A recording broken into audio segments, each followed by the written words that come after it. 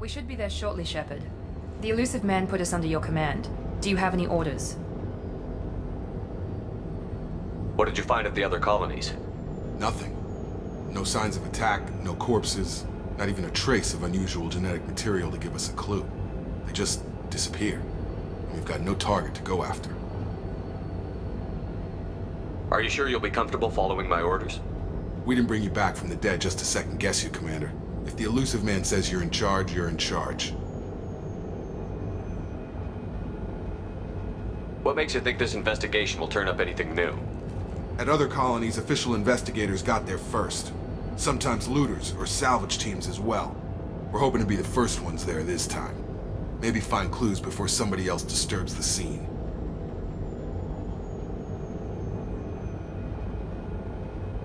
Our first priority is to look for survivors. That's unlikely, Commander. No one was left at the other colonies. They were completely deserted. Be nice to find somebody. Anything's better than another ghost town.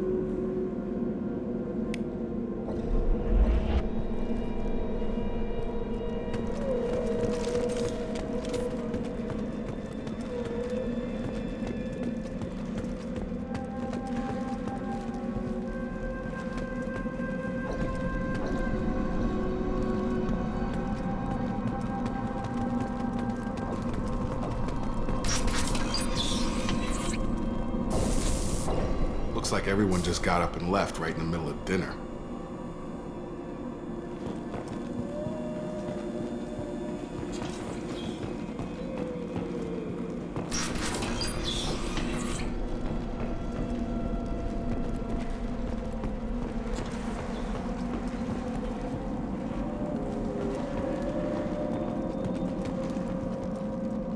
Strange. No bodies, no structural damage, and no signs of battle.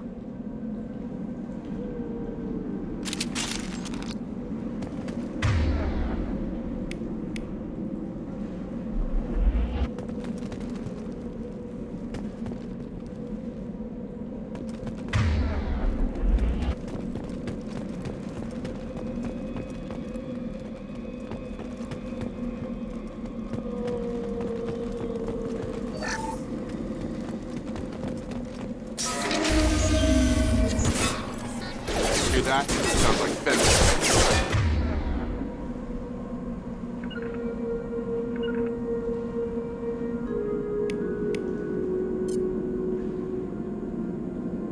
Strange. Security were disabled at the other colony. Here we go! Throw it right!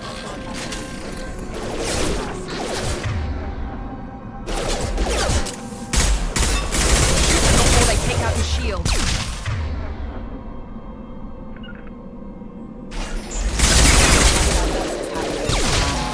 I've got him!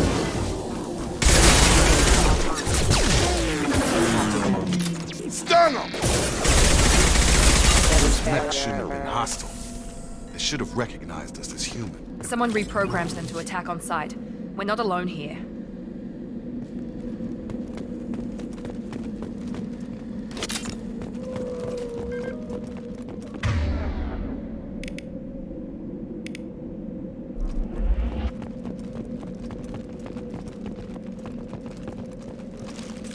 clear!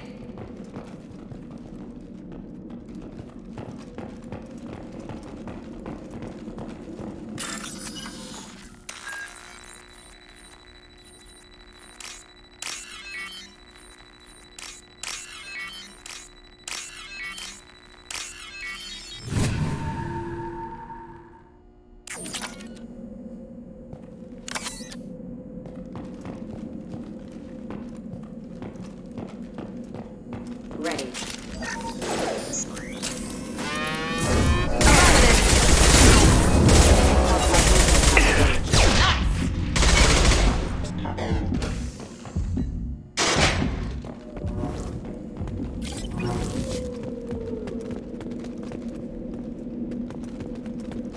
With you! I'm here!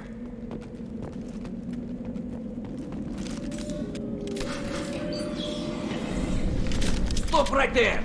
Praza, you said you'd let me handle this. Wait, Shepard? I'm not taking any chances with Cerberus operatives. Put those weapons down! Shepard? Is that... You're alive? Remember when I gave you that get data tally? Did it help you complete your pilgrimage? Yes, it did. Praza, weapons down. This is definitely Commander Shepard. Why is your old commander working for Cerberus? I don't know. Maybe we should ask. I nearly died, Tally. Cerberus spent 2 years rebuilding me. They want me to investigate attacks on human colonies. Likely story. No organization would commit so many resources to bring back one soldier. You haven't seen Shepard in action, Praza. Trust me, it was money well spent. Perhaps we can work together. We're here looking for a young Quarian named Vitor. He was here on pilgrimage. Isn't that a little strange? A Quarian visiting a remote human colony? Quarians can choose where they go on pilgrimage. Vitor liked the idea of helping a small settlement. He was always nervous in crowds. She means that he was unstable. Combine that with damage to his suit CO2 scrubbers and an infection from an open-air exposure, and he's likely delirious. When he saw us landing, he hid in a warehouse on the far side of town. We suspect he also programmed the mechs to attack anything that moved. Vitor's the only one who can tell us what happened here. We should work together to find him. Good idea. You'll need 2 teams to get past the drones anyway. Now we're working with Cerberus? No, Praza, you're working for me. If you can't follow orders, go wait on the ship. Head for the warehouse through the center of the colony. We'll circle around the far side and draw off some of the drones to clear you a path.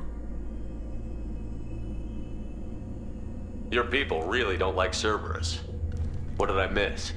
They killed our people, infiltrated our flotilla, and tried to blow up one of our ships. That's not how I'd have explained it exactly. It was nothing personal. We can argue over who killed who later. Right now, we've got a job to do.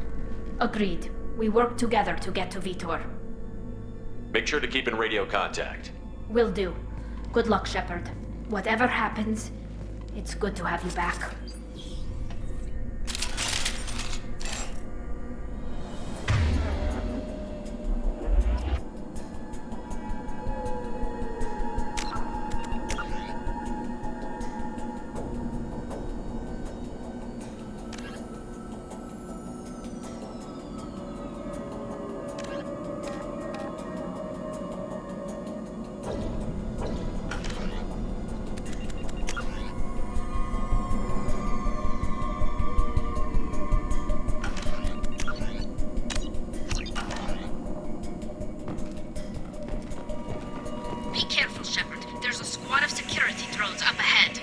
Thanks for the warning. We'll take care of them.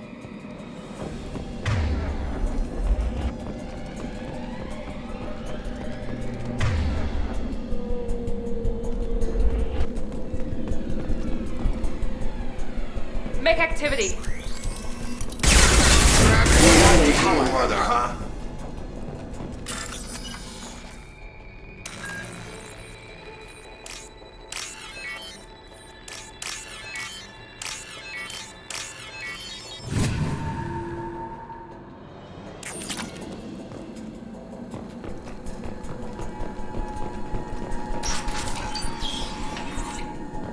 Use overload on them. Engaging target. Enemy down. Easy enough.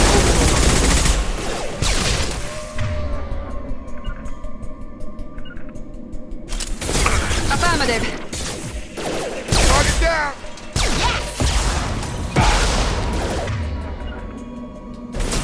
Try to overload their shields.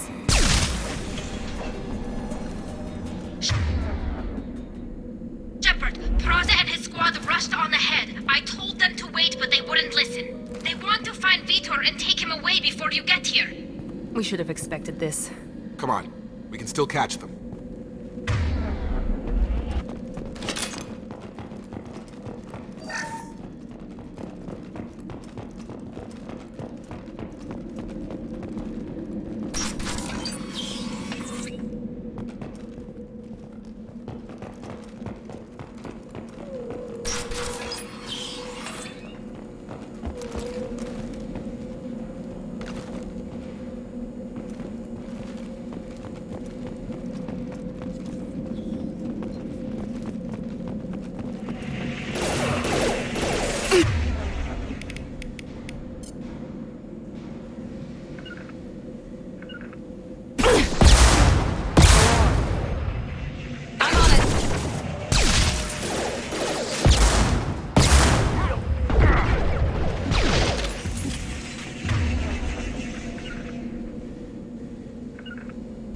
Engaging target.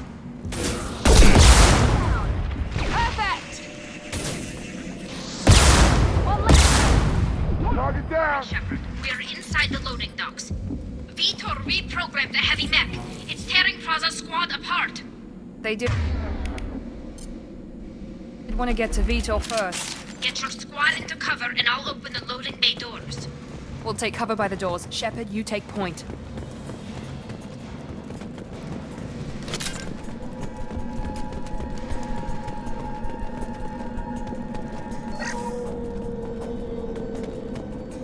Take point, Shepard. We'll cover the door.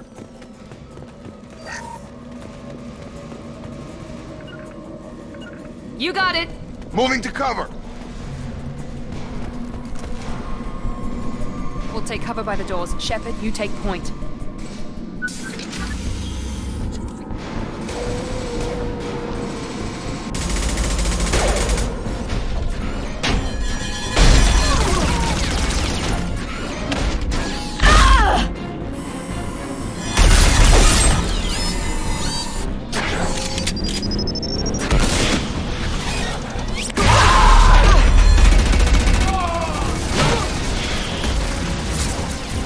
That mech's got heavy armor plating.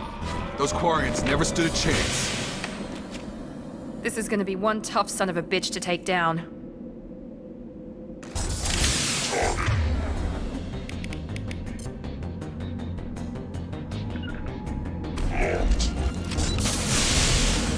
Both of us will take out their shields.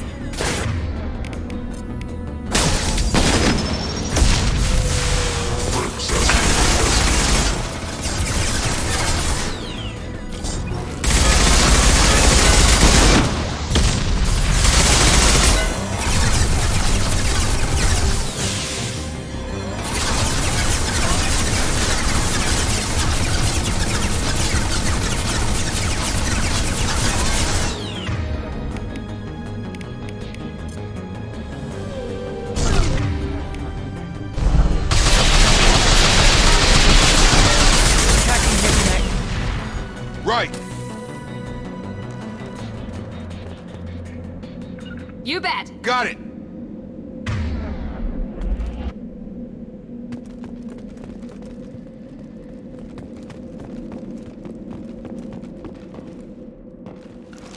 Hostiles are clear!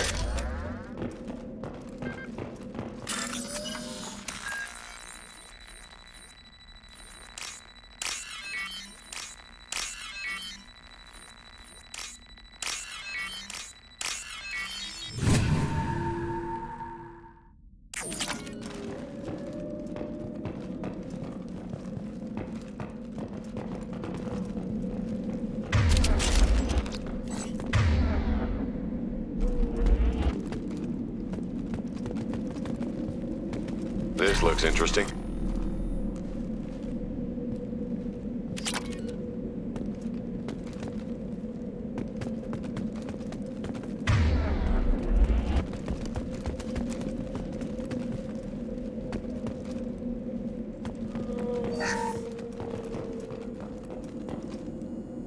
This is your chance to go find Vitor while I tend to the wounded, Shepard. He's probably somewhere in the back of the loading bay.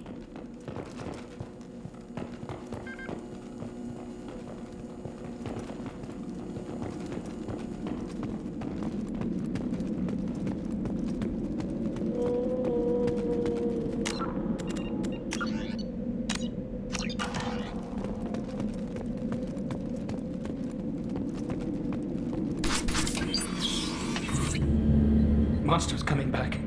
Mex will protect. Safe from swarms. Have to hide. No monsters. No swarms.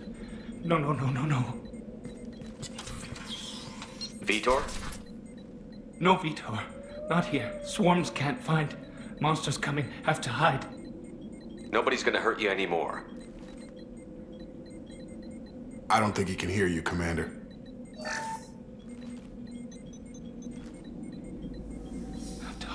Have to hide. Mex will protect.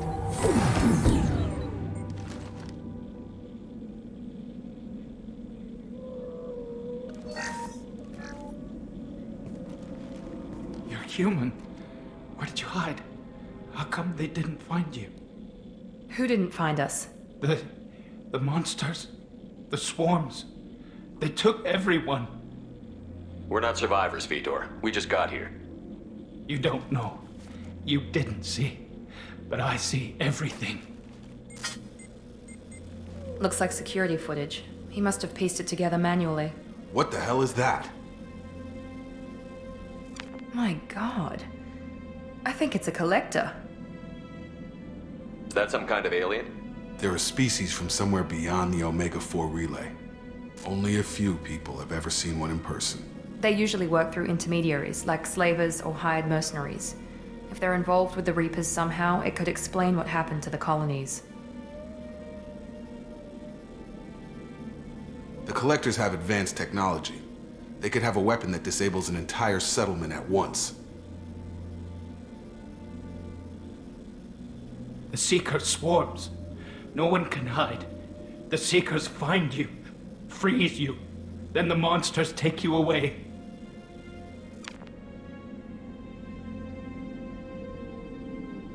Why didn't the Collectors take you? Swarms didn't find me. Monsters didn't know I was here. The Collectors aren't known for being careless. Maybe his envirosuit kept him from showing up on their sensors.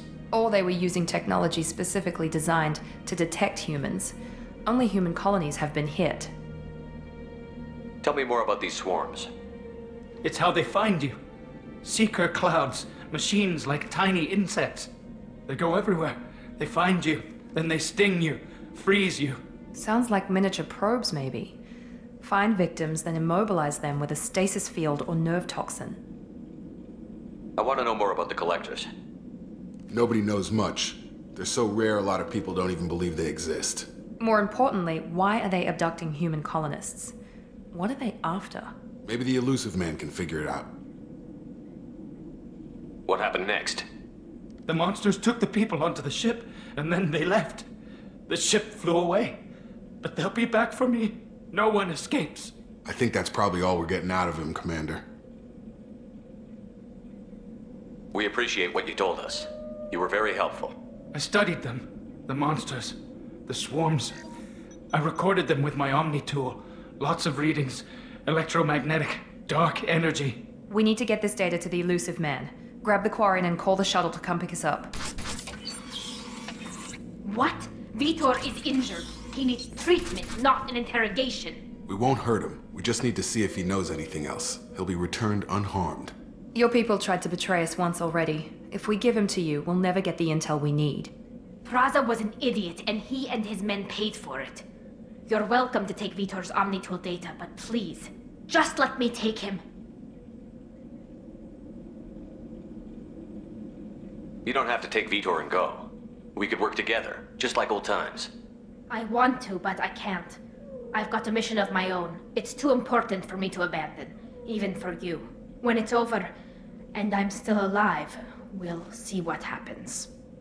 That sounds dangerous. What are you doing? I don't think Cerberus needs to hear about it, but it's in Geth space.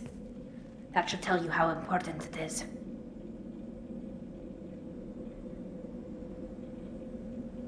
He's traumatized and he needs medical care. Tally will give us the Omnitool data and take him to the flotilla. Understood, Commander. Thank you, Shepard. I'm glad you're still the one giving the orders. Good luck out there. If I find anything that can help you, I'll let you know. We're ready for pickup.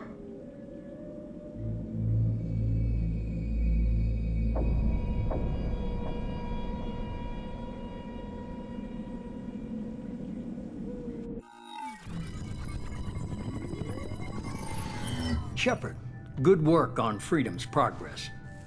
The Quarians forwarded their findings from Vidor's debriefing.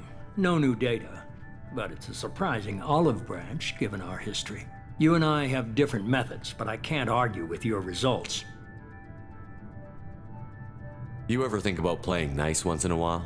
Diplomacy is great when it works, but difficult when everyone already perceives you as a threat. But more importantly, you confirm the Collectors are behind the abductions. Why do I get the feeling you knew about them already? I had my suspicions, but I needed proof. The Collectors are enigmatic at best. They periodically travel to the Terminus systems, looking to gather seemingly unimportant items or specimens, usually in exchange for their technology. When their transactions are complete, they disappear as quickly as they arrived, back beyond the unmapped Omega-4 relay. Until now, we've had no evidence of direct aggression by the Collectors. Why is the Omega-4 relay unmapped? What do we know about it? Only that no ship passing through it has ever returned. Our best guess is that the relay reacts differently to Collector vessels, allowing them safe passage. If they can manipulate relays, that's just further evidence of the connection with the Reapers. Any ideas on why they've shifted their focus to humans? If they're agents for the Reapers, it could be any number of reasons.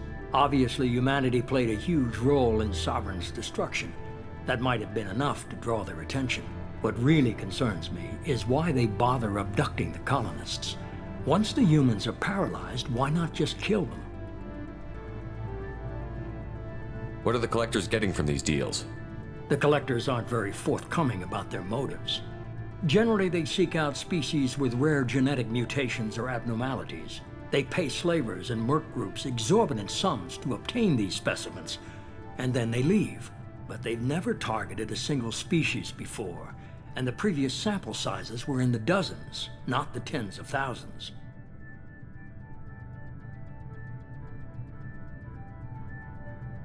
You're holding something back. How do you know the Reapers are involved? The patterns are there, buried in the data. The Council and the Alliance want to believe the Reaper threat died with Sovereign. You and I know better. I won't wait until the Reapers are on the march. We need to take the fight to them. If this is a war, I'll need an army. Or a really good team. I've already compiled a list of soldiers, scientists, and mercenaries. You'll get dossiers on the best of them. Finding them and convincing them to work with you could be challenging, but you're a natural leader. I'll continue to track the Collectors. When they make their next appearance, I'll notify you and your team. Be ready.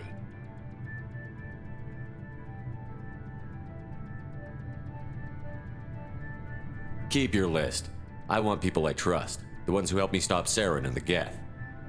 That was 2 years ago, Commander. Most of them have moved on, or their allegiances have changed. Where's Caden Olenko? He's still with the Alliance. Promoted, I believe. His file is surprisingly well classified. Where's Erdnot Rex? He returned to Chichanka, and he hasn't gone off-world in over a year. He's trying to unite the Krogan clans. What about Tally? She already helped us on Freedom's progress. That was unexpected. I need more intel before I'll commit to that. Where's Liara Tassoni? She's on Ilium. My sources say that she's working for the Shadow Broker. If so, she can't be trusted. Where's Garrus Vicarian? The Turian disappeared a few months after you were declared dead. Even we haven't been able to locate him.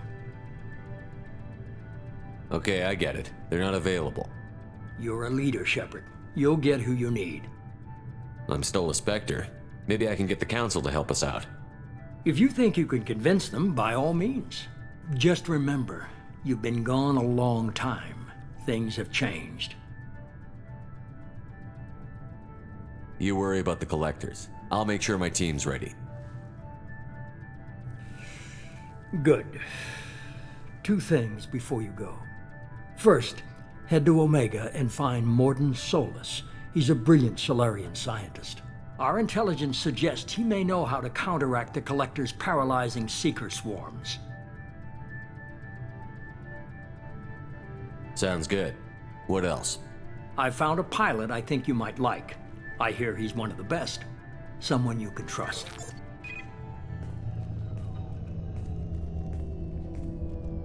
Hey, Commander. Just like old times, huh? I can't believe it's you, Joker. Look who's talking. I saw you get spaced. Got lucky, with a lot of strings attached. How'd you get here? It all fell apart without you, Commander. Everything you stirred up, the Council just wanted it gone. The team was broken up, record sealed, and I was grounded. The Alliance took away the one thing that mattered to me. Hell yeah, I joined Cerberus. You really trust the Elusive Man? Well, I don't trust anyone who makes more than I do. But they aren't all bad. Saved your life, let me fly, and there's this. They only told me last night.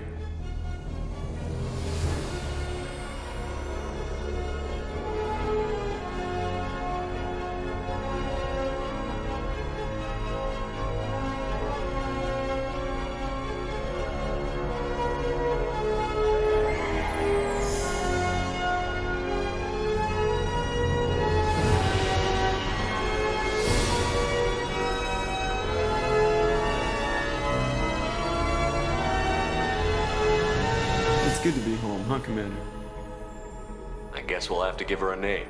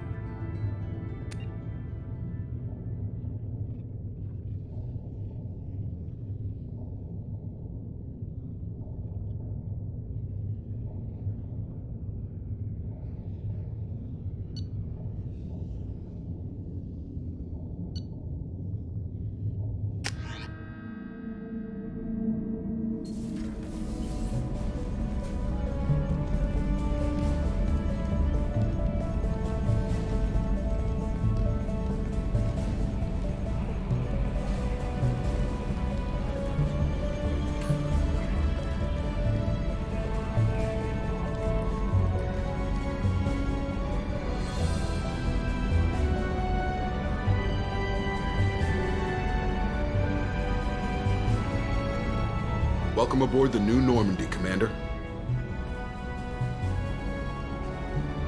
I've been looking over the dossiers. I'd strongly recommend starting by acquiring Mordin Solus, the Solarian professor on Omega. We know the Collectors use some type of advanced technology to immobilize their victims. We'll need him to develop a countermeasure to protect us. Without that countermeasure, we'll be helpless if we ever run into the Collectors. Acquiring Professor Solus seems like the most logical place to start. Who are you? I am the Normandy's artificial intelligence. The crew like to refer to me as Edie. Helmsmen aren't happy when someone takes control of a ship away from them. Especially Joker. I do not helm the ship. Mr. Moreau's talents will not go to waste. During combat, I operate the electronic warfare and cyber warfare suites. Beyond that, I cannot interface with the ship's systems. I observe and offer analysis and advice. Nothing more. I'm guessing it takes more than just the three of us plus Joker to fly this ship. The Normandy has a full crew. They're at their stations awaiting your orders. Final preparations for takeoff are complete, Commander. When you're ready to go, just pick a destination from the galaxy map in the CIC and I'll plot a course. Jacob and I should return to our posts. Come find us if you have any questions.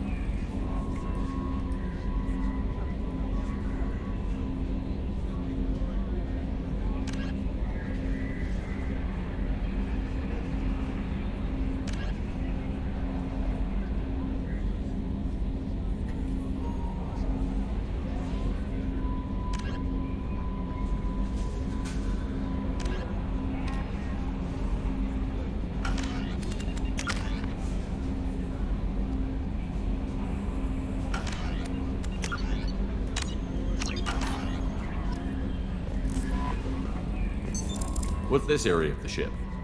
This is the Combat Information Center. Here, the crew receives sensor data and coordinates gunnery and damage control efforts. While Normandy is flown from the bridge, during combat, the commanding officer issues orders from the CIC.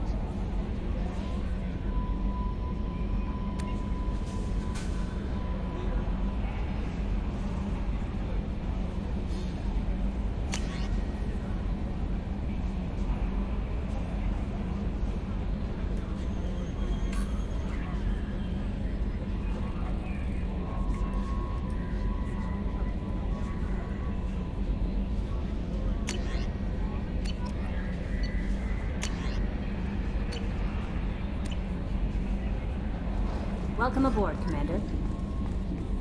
I'm Yeoman Kelly Chambers. I've been assigned as your administrative assistant.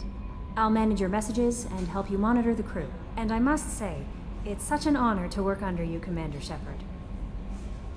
I'm glad to have you on the team, Miss Chambers. Please, call me Kelly.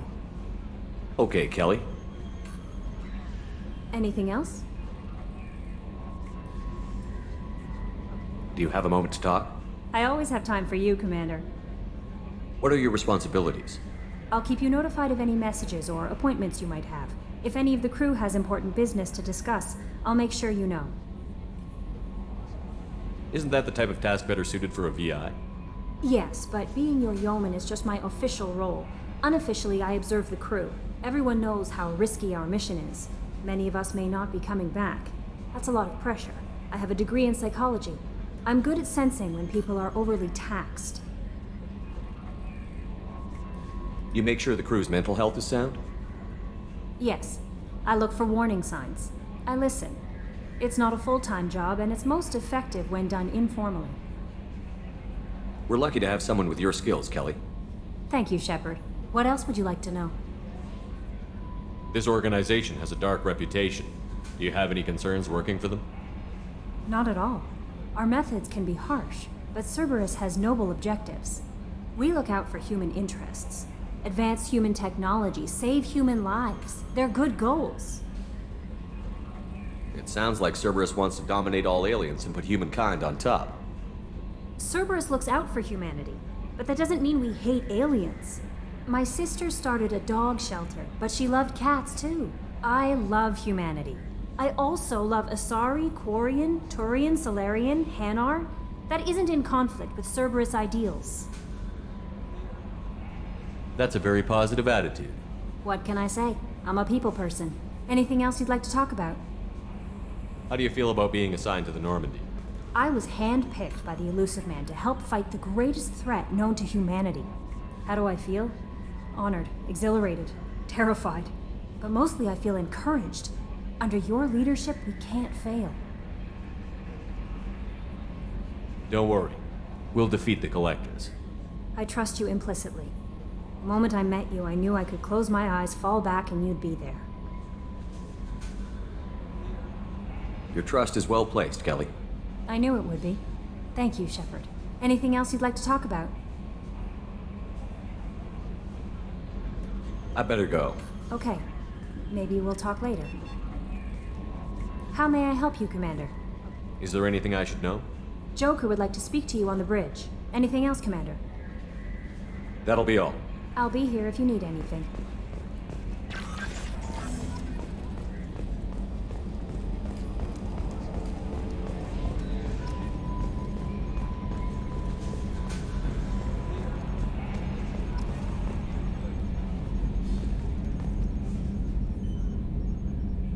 Yes, Shepard. I want to know more about you. Do you have a specific inquiry? How are you getting along with Joker? Mr. Moreau does not trust me. It offends him that I am installed aboard his ship's computers. Yeah, the last Normandy did just fine without an AI reminding me the airlock is ajar. Why are you named Edie? EDI is the phonetic pronunciation of EDI. That is an acronym for Enhanced Defense Intelligence. Where are you? My core intelligence is housed in a quantum blue box located behind the medical bay. What do you do aboard the ship?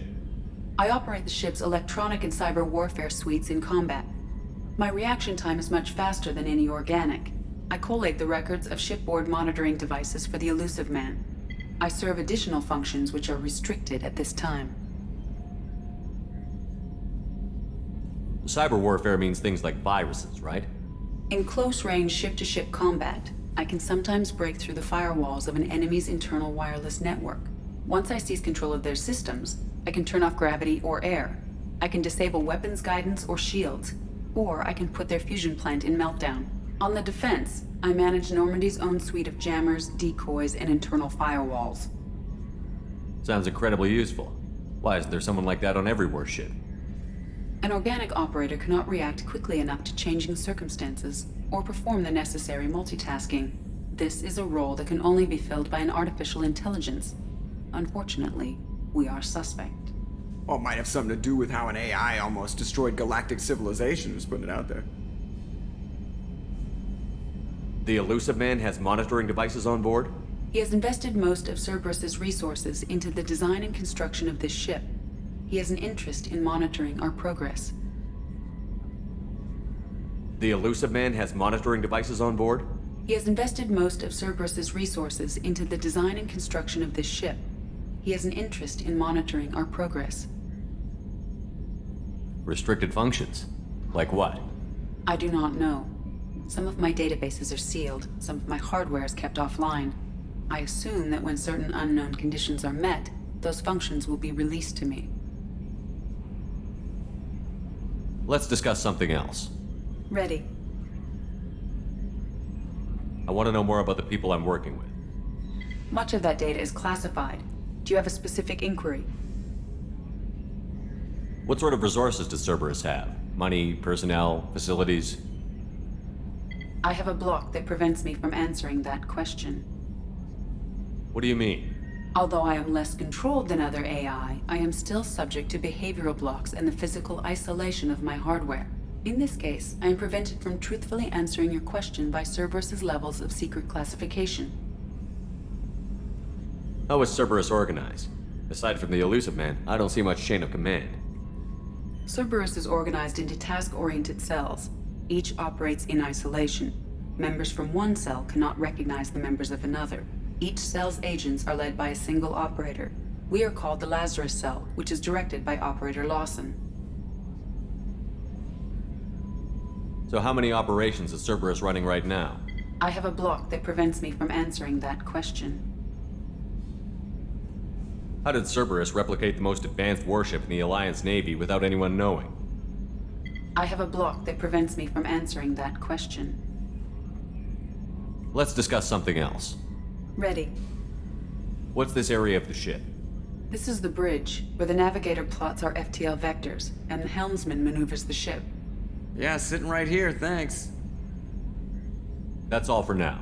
Logging you out, Shepard. Can you believe this, Commander? It's my baby! Better than new. It fits me like a glove! And leather seats! Military may set the hardware standard, but on a first-gen frigate, they could care less if the seats breathe. Civilian sector comfort by design.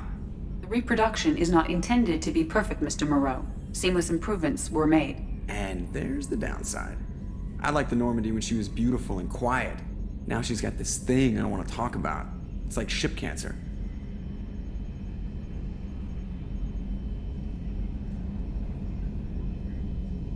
It's not the same, Joker. There's nothing here that was even part of the real Normandy. There's us. I have to take what I can get. The last 2 years sucked. You'll see.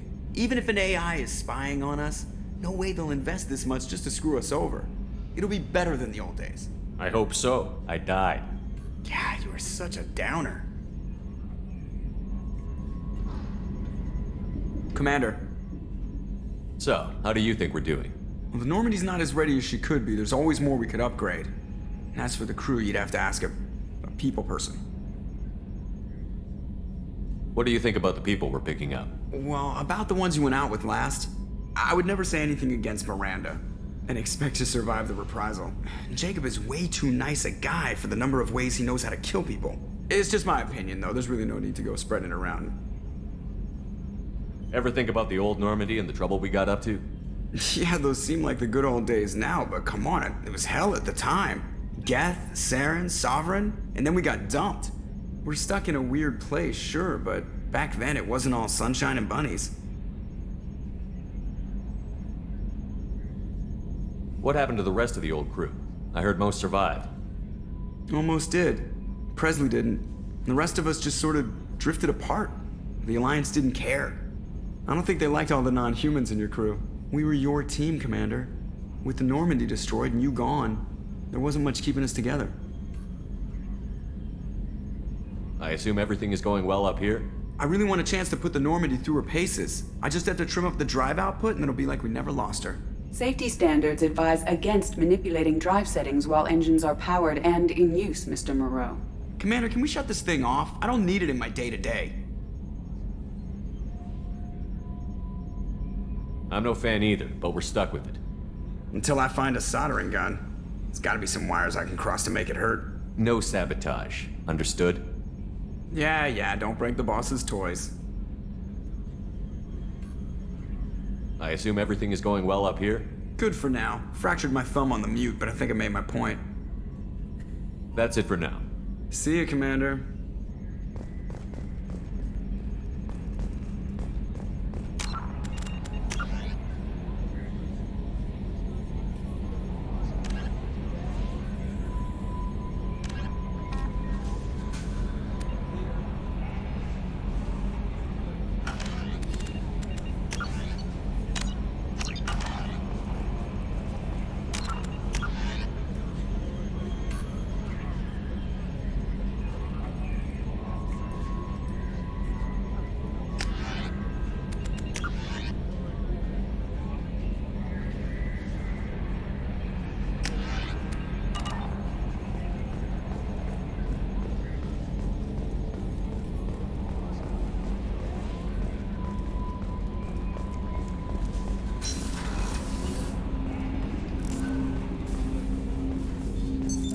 What's this area of the ship?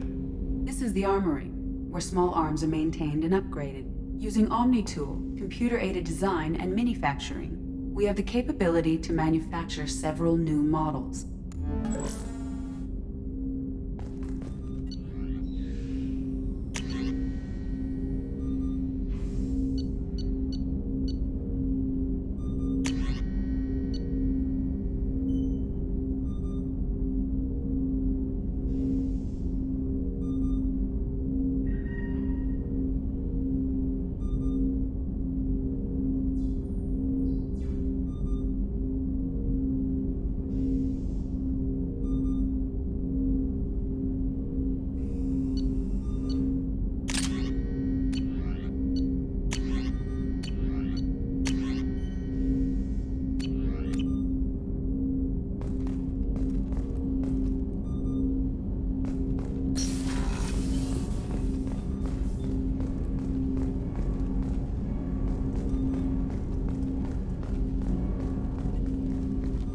Commander, there hasn't been time to really settle in and take stock.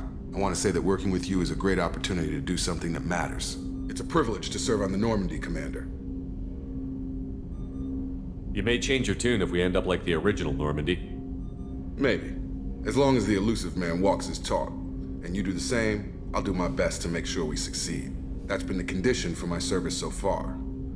I have issues with certain actions Cerberus has taken in the past. What has Cerberus done to make you nervous? A lot. They've been called terrorists, and with good reason. Doubt you can find a more checkered past. But if the Collector threat is real, and we do something about it, Cerberus will be remembered differently. Or we'll all be tried and executed. Can't count on people thinking about it as hard as I have. I look forward to working with you, Mr. Taylor. Likewise, Commander. Let me know if you need anything.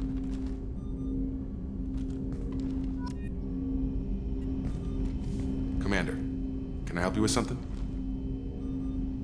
How are we doing, Jacob? What's your sense of the mission? Probably the same as everyone else. I just want to figure out what the real threat actually is. Got no problem with risk. I just need a clear goal. Anything else, Commander? What do you think of the state of the crew? We don't have a full complement. We don't stand a chance without the right specialists on side. Anything else, Commander? I understand you made quite an impact after you left the Alliance. Miranda and I stopped a Batarian plan to release a biological agent on the Citadel. That's when I first met her. It took us out to the Nemean Abyss and back. Saved the Citadel like you, but what's the saying? Good deeds like pissing yourself in dark pants? Warm feeling, but no one notices. The whole thing was hushed like they're good at doing. But I know what I did, and I'm proud of it. I'm more interested in just talking for a bit. Already? I'm not big on forcing these talks, Shepard. Let's do this later. We'll talk later. Commander.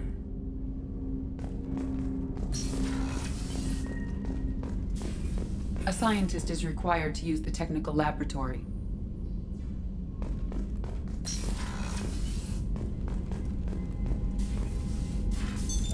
What's this area of the ship? This is the FTL communications room, in addition to interfacing with the FTL comm network. Normandy is fitted with a quantum entanglement communicator linked to the Elusive Man's office. This allows lag-free communication even when you operate off the comm grid. Why aren't these used everywhere? Each quantum pair costs nearly as much as a comm relay, and can pass only one quantum bit of data at a time. In addition to the cost and bandwidth issues, the system is strictly point-to-point. To contact 100 different worlds, we would need to manufacture and install 100 entangled pairs, one link to each world. I've never heard of a quantum entanglement communicator. How does it work? Essentially, two subatomic particles are created in an entangled state. One is installed here, and the other in the Elusive Man's office.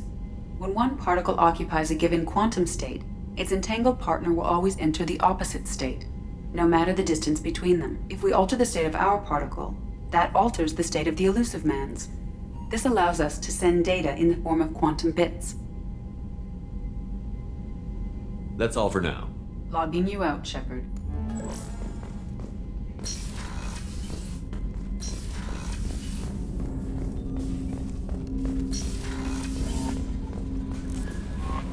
Commander, you've received a new message at your private terminal.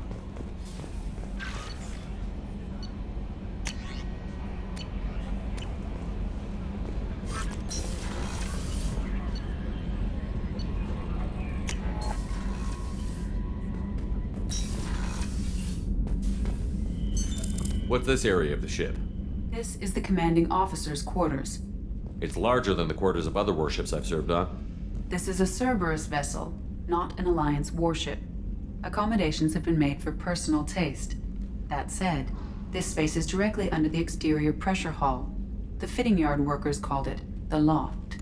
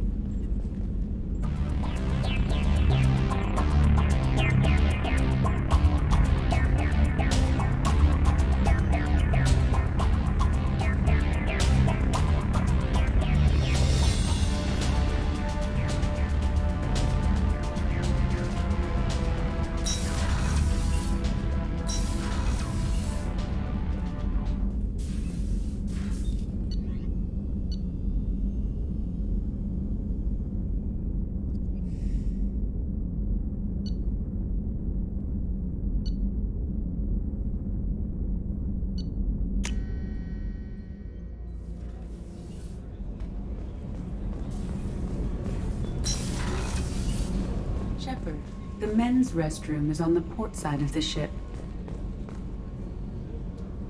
The starboard observation deck is closed until needed. Oh, she's a cutie. How old? She'll be a year old next month. Oh, you'll miss her first birthday.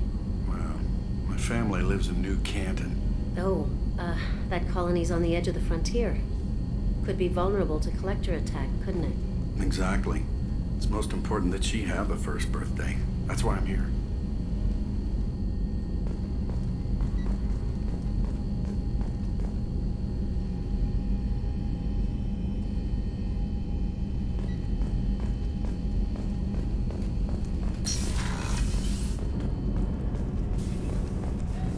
Access to life support is restricted. The port observation deck is closed until needed.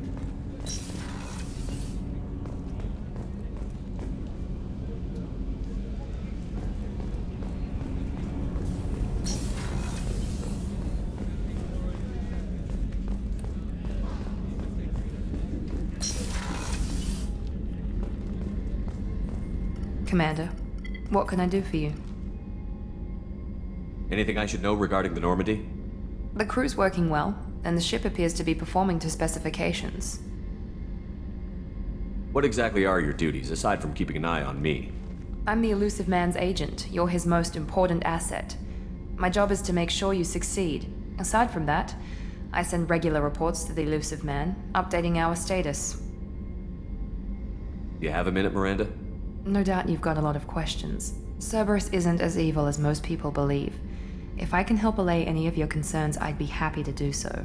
So, what would you like to know? I know what we're doing here, but what's Cerberus's long-term goal? The advancement of the human race. Nothing more, nothing less. The Solarians have the Special Tasks Group. The Asari have their legendary commandos for stealth and recon operations. Cerberus is humanity's answer to those organizations. But those organizations are regulated by governments. Who keeps Cerberus in check? Nobody. We're privately funded and our backers trust the Elusive Man to make the right decisions. But he's very clear about our goals. Protect humanity and serve its advancement. Are you military or political? Or both? Cerberus has several divisions. Political, military, scientific, but we're all working towards the same goal. The teams you encountered before your accident were mostly part of our military division. But not all Cerberus operations use the same protocols. We try not to get bogged down in bureaucracy or formality. What kind of resources does Cerberus have? We're very well funded, though I doubt anyone other than the Elusive Man knows exactly how well. But our resources aren't unlimited. Reviving you and rebuilding the Normandy was a significant investment, and a significant risk. We're all hoping you can do the impossible, Shepard. No pressure. What can you tell me about the Elusive Man? Not much that you don't already know. Even I don't have access to most of his background. And you've seen more of him than most ever do. It's rare for him to become directly involved in missions, but you're something special. Whatever else people might say about him, I can assure you he's got humanity's best interests at heart. That includes you and me. How can you be sure of that if you know so little about him? I didn't get to where I am without knowing how to gauge people's motives and ambitions, even from brief encounters. He's no saint, and he'd be the first to admit it. But he is committed. Humanity couldn't have a better advocate. Tell me about yourself, Miranda. Oh, I guess that's fair. I've spent the last 2 years learning everything there is to know about you. Well, you should probably know that I've had extensive genetic modification. Not my decision, but I make the most of it. It's one of the reasons the Elusive Man handpicked me. I'm very good at just about anything I choose to do. You certainly don't lack for confidence. It's just a fact. My reflexes, my strength, even my looks, they're all designed to give me an edge. No point in hiding from it. It's the reason I'm trusted to oversee the most dangerous, risky, and technically demanding operations Cerberus undertakes. And it's why I was assigned to you. It's my job to make sure you succeed, Shepard. What level of genetic modification are we talking about? That's very thorough. Physically, I'm superior in many ways. I heal quickly, and I'll likely live half again as long as the average human. My biotic abilities are also very advanced. For a human. Add to that some of the best training and education money can buy, and, well, it's pretty impressive, really. Sounds like you were designed to be perfect. Maybe, but I'm not. I'm still human, Shepard. I make mistakes like everyone else. And when I do, the consequences are severe. Everyone expects a lot from someone with my abilities. Thanks for the information, Miranda. I'll talk to you later. Of course, Commander. Whatever you need.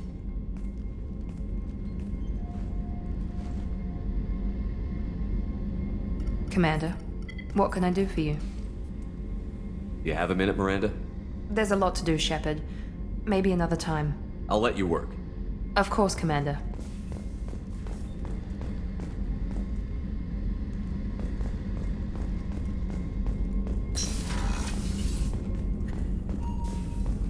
Chef surprise again? Come on, Rupert.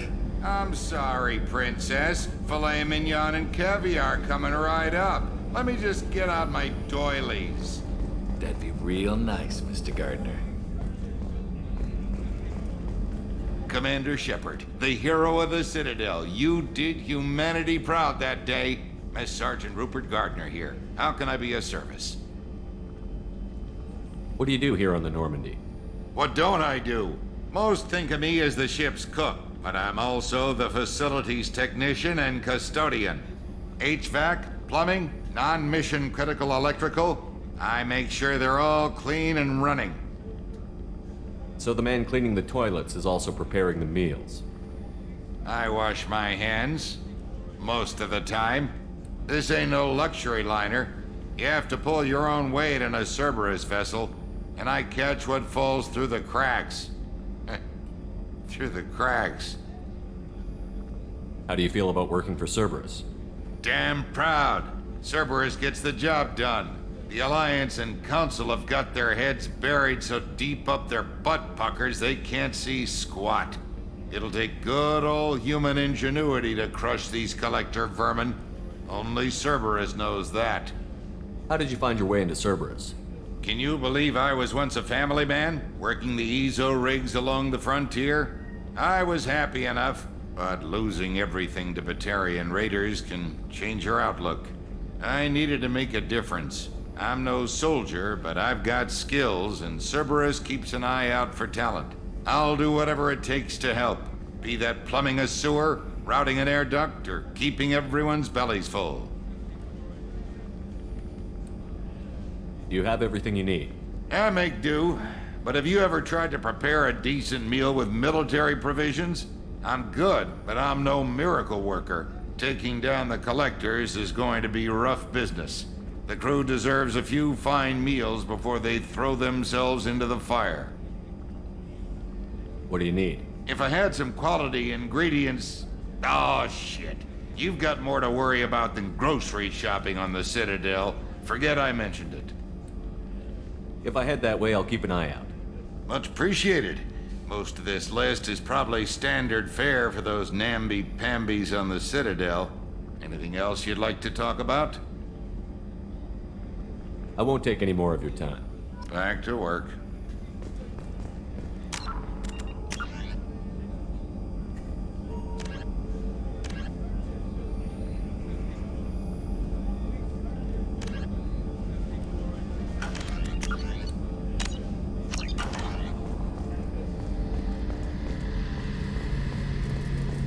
A gunnery officer is required to access the gunnery control station.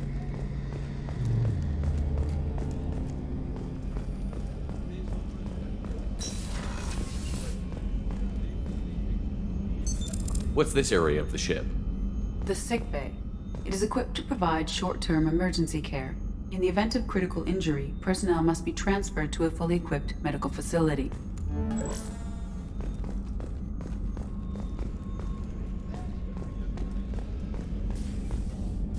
Commander Shepard, I watched the Normandy crumble with you on board. It's good to see you alive. I'm shocked. You're serving on a Cerberus vessel now? Surprising, even to me. Yet, here I am. The kind of trauma you endured would have changed most people. But not you, I see. Welcome back, Shepard.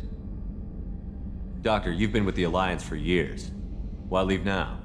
After the Normandy was lost, the surviving crew was reassigned. I was stationed at the Mars Naval Medical Center, a very respectable position, but it wasn't on a starship. Colonial military life isn't for you? I've spent most of my life on warships, never knowing what the next mission might bring. I'm used to the hum of engines, the creaking of bulkheads, that subtle vertigo when the momentum dampeners kick in. Life planetside is just too static, too boring. You're not the Cerberus type, Doctor. I don't work for Cerberus. I work for you. On a mission that may be crucial to the survival of the human race. I have faith that your dealings with Cerberus will be ethical. I trust you, Commander. There's a very good chance this mission will be a one-way trip. Are you prepared for that? I've been through the reclaiming of Shanxi, the Skillian Blitz. We survived the Battle of the Citadel and the destruction of the Normandy together. I've lived a full life. No regrets. I'd like to make sure the crew gets the same opportunity. Do you have everything you need? I believe so. This medical bay seems very much like the sick bay on the original Normandy. Only thing missing are my private reserves. I even had a bottle of Ceres Ice brandy that I was saving for a special occasion. I'll keep an eye out for a replacement bottle. Oh, you needn't. It's expensive, and we have much larger concerns ahead. I'll see you later, Doctor. Commander.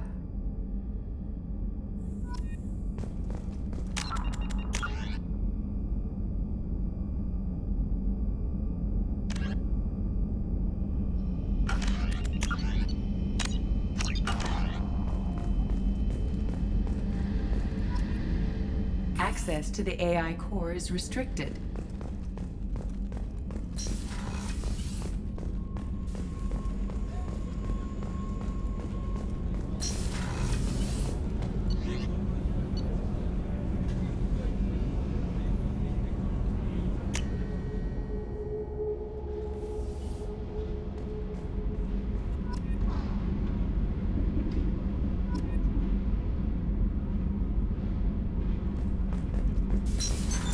What's this area of the ship? Normandy's cargo deck. It includes facilities to rearm and repair Normandy's embarked ground vehicle and shuttle. My last ship didn't need a shuttle. Why do we have one? This ship is nearly twice the mass of the previous Normandy. It is more difficult to land the ship on high-gravity worlds.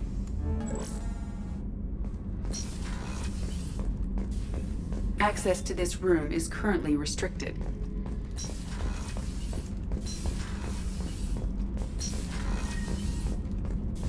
Access to this room is currently restricted.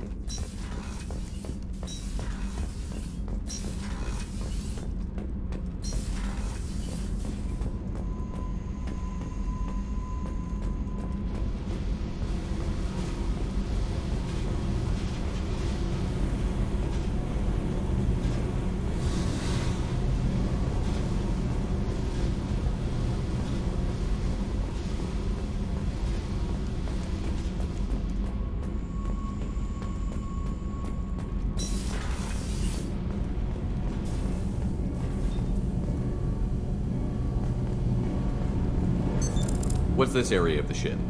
This is main engineering, which contains the ship's main fusion plant and Mass Effect core.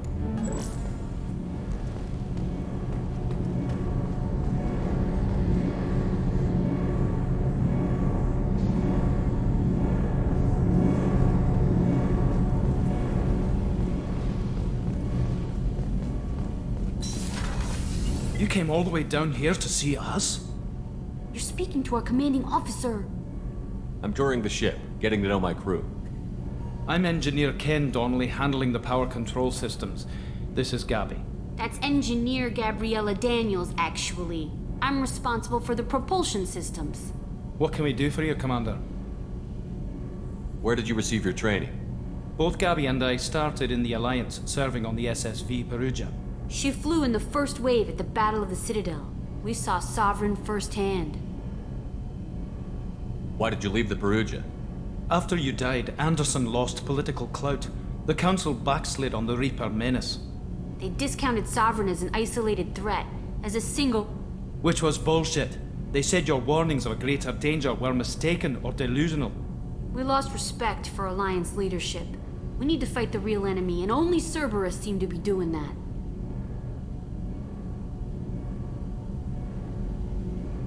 How did you wind up with Cerberus, Ken? Once you were gone, the Alliance brass descended like vultures, tearing apart everything you'd said. I was very public with my defense for you. I didn't hold back. That's an understatement. If Kenneth wasn't such a talented engineer, they'd have court-martialed him for insubordination.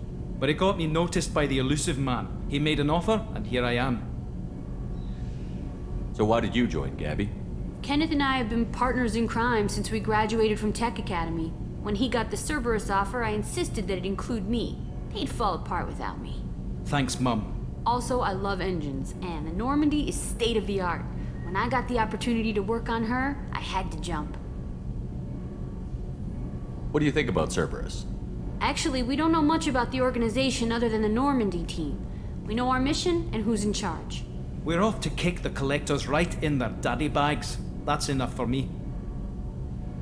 Are you set up okay down here? We can't complain. I just wish it didn't take so long to calibrate the FBA arrays. Kenneth, you're complaining. What kind of problems are you having?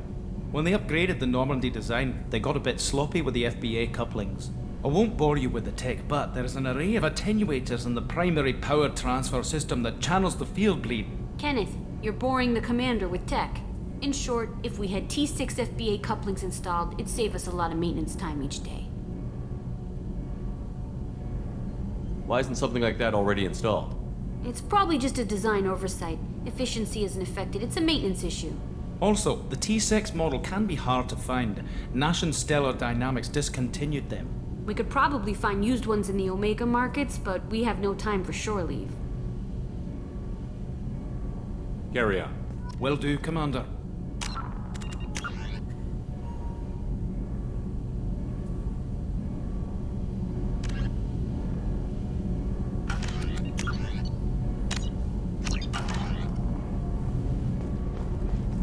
I'm amazed Shepard came down to see us. I told you he would.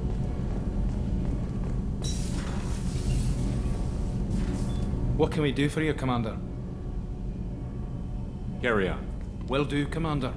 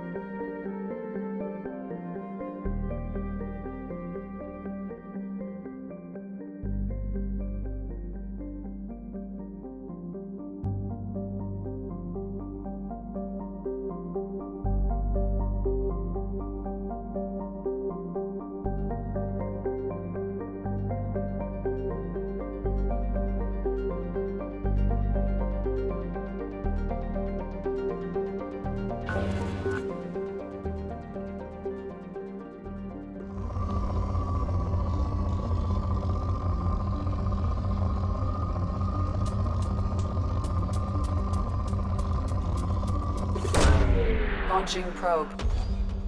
In research projects, palladium is used to upgrade heavy pistols, armor, and cybernetics.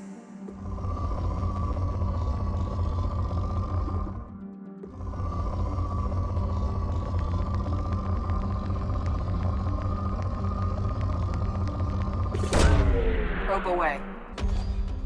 In research projects, iridium is used to upgrade heavy weapons, submachine guns, and assault rifles.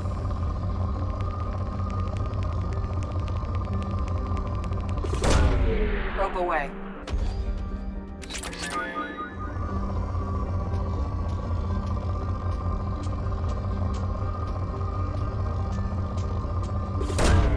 Launching probe.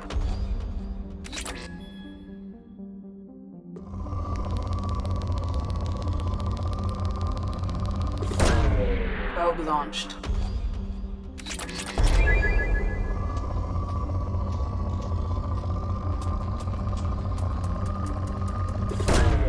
Probe launched.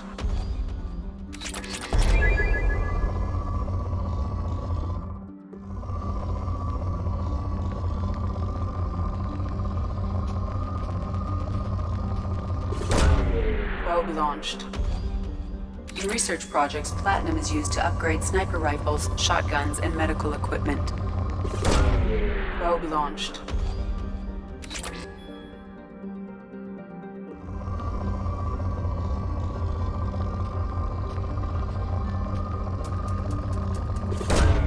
Probe launched.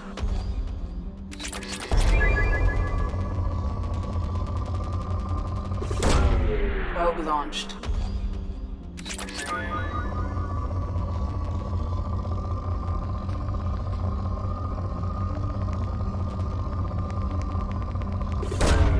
Launching probe.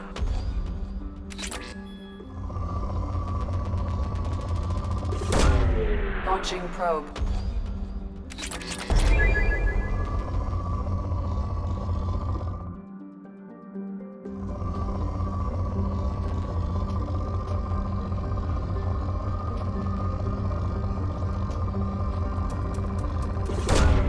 Launching probe.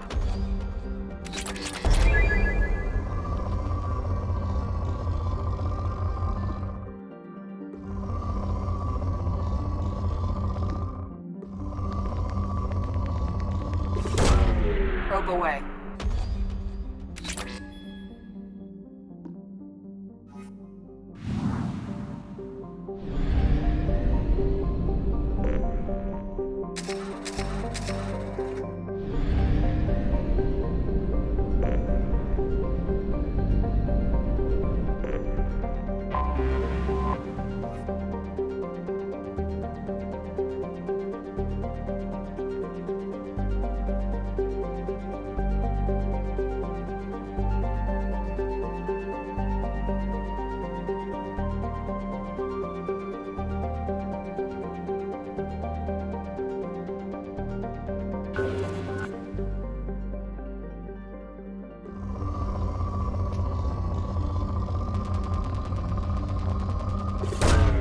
Launching probe.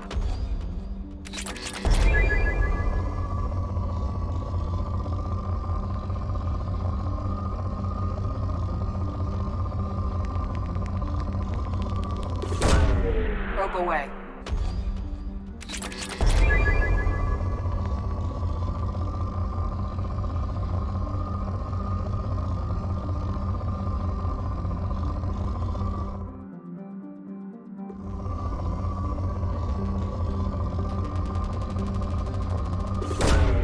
Probe away.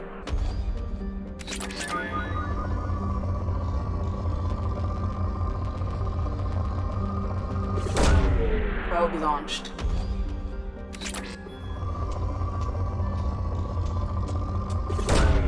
Launching probe.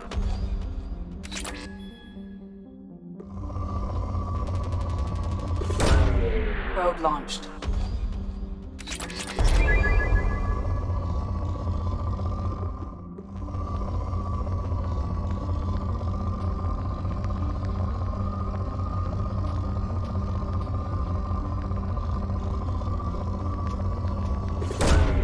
Probe away.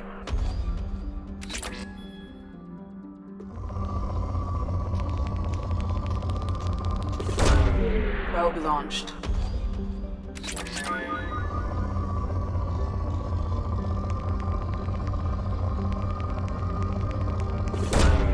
Launching probe.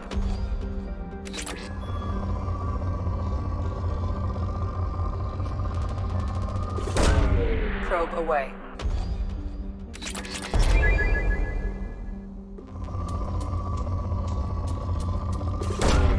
Launching probe.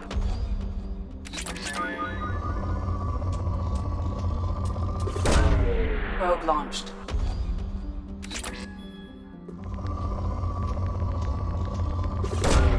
Launching probe.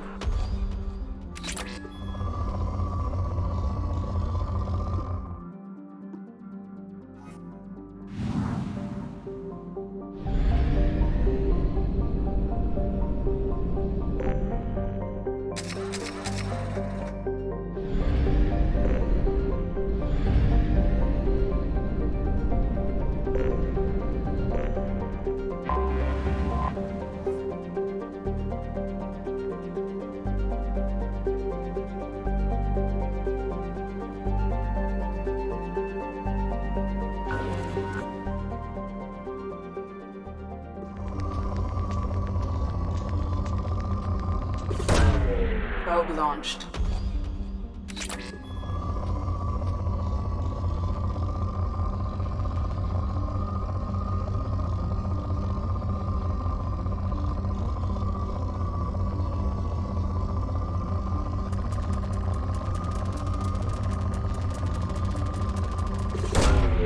Probe away.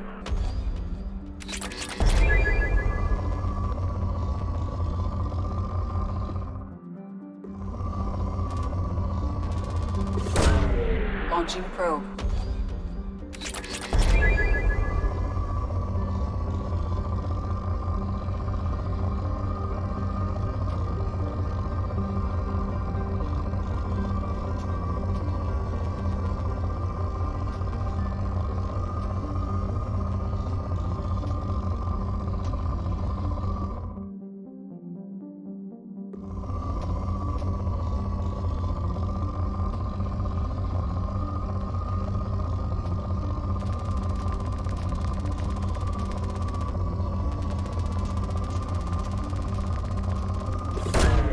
Launching probe.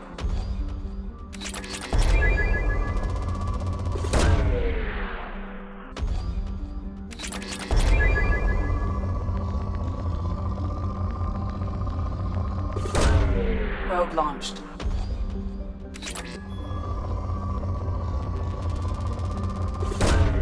Launching probe.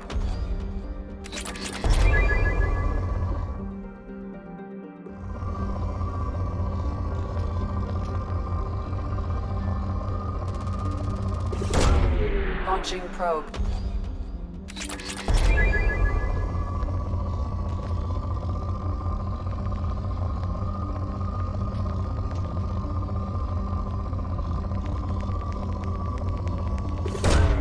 Probe away.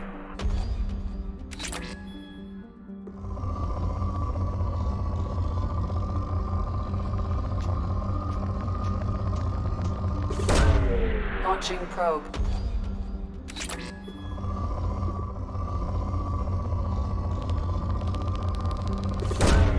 Probe away.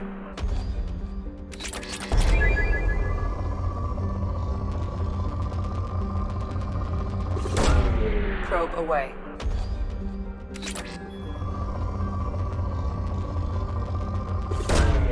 Probe launched.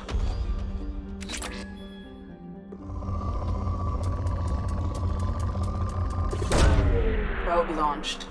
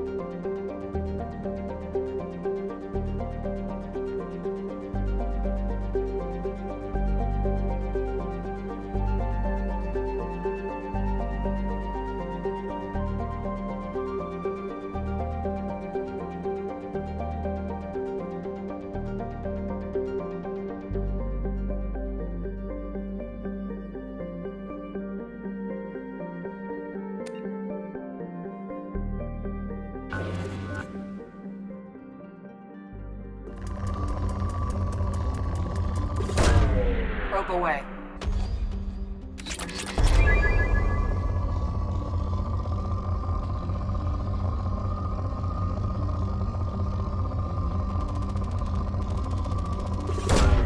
Launching probe.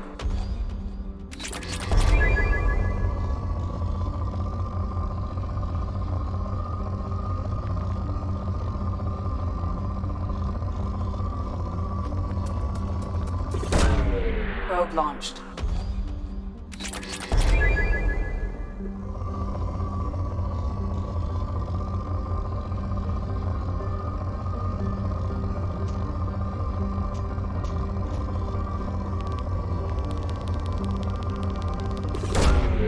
Launching probe.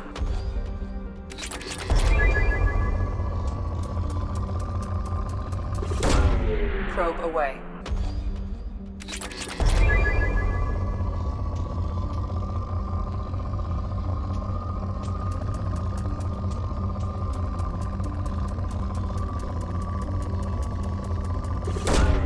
Probe launched.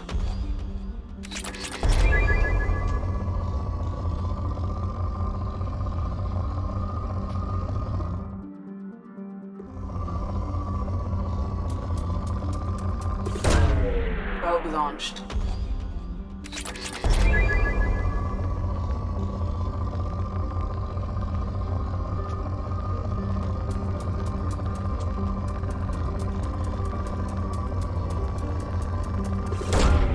Probe away.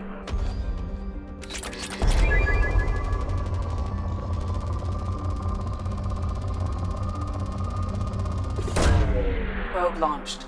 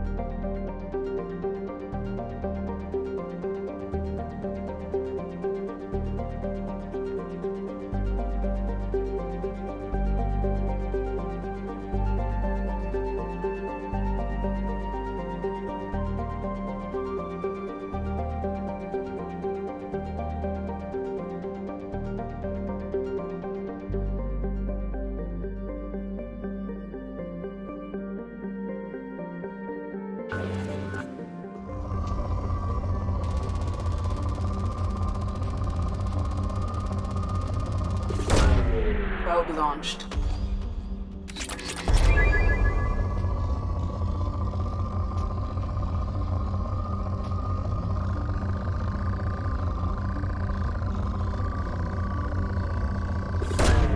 Probe away. In research projects, Element Zero is used for bioamp and Omni-tool upgrades, which allow squad members who have biotic and tech powers to be much more effective. Probe away.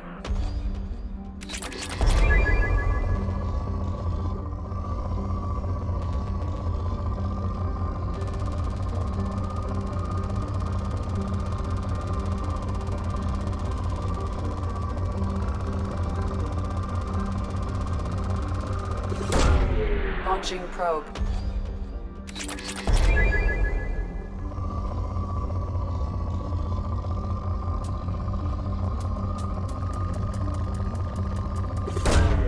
Probe launched.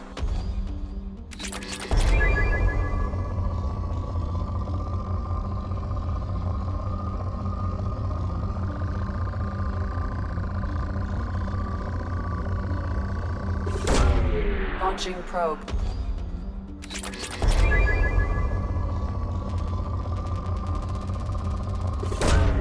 Probe away.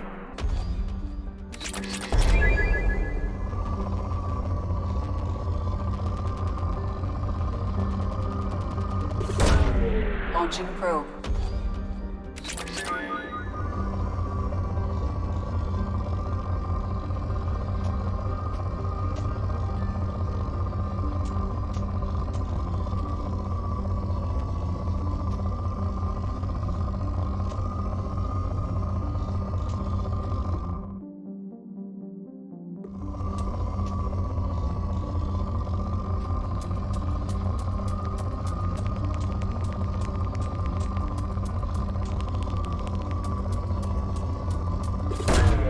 Probe launched.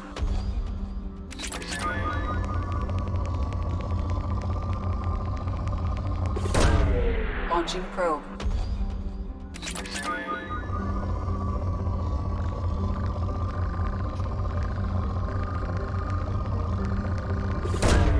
Launching probe.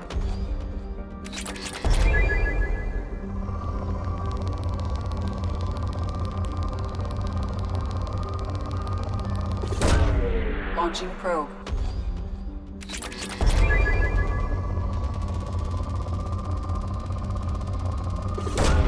Probe away.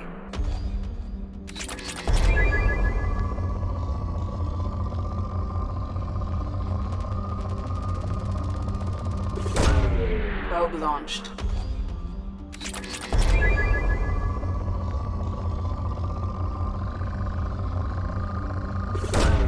Probe away.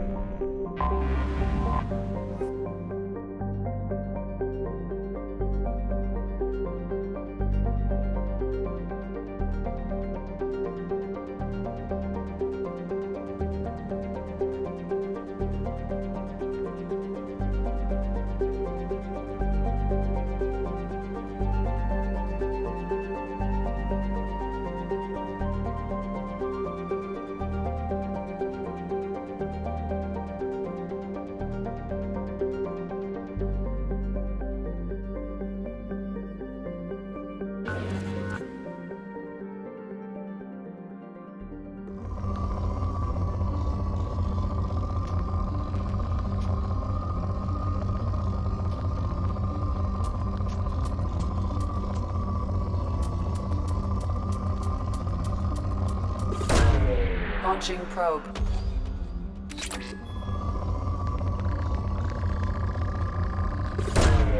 Probe launched.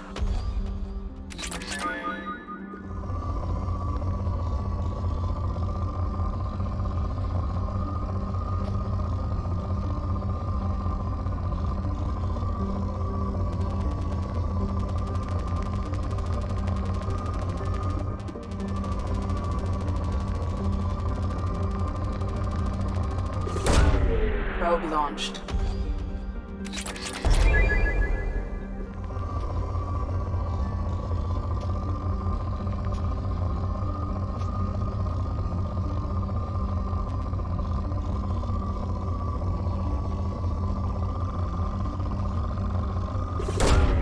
Launching probe.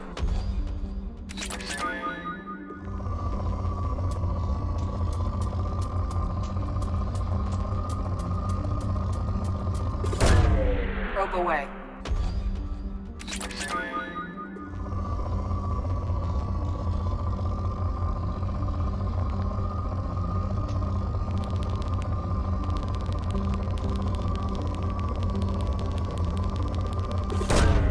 Launching probe.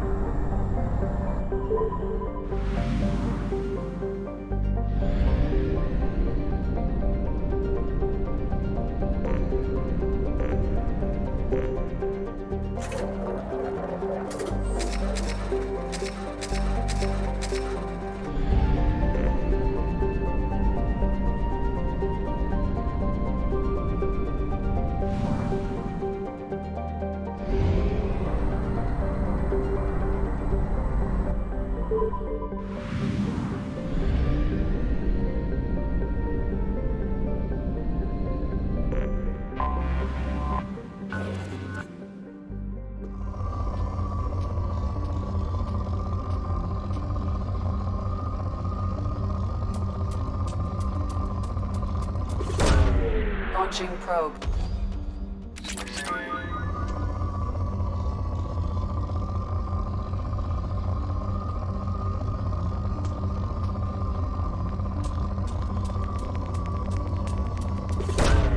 Probe launched.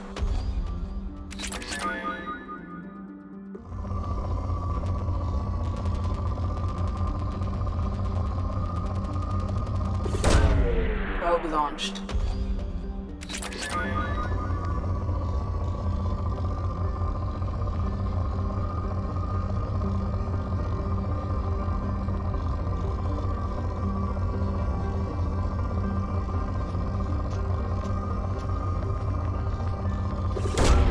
Probe launched.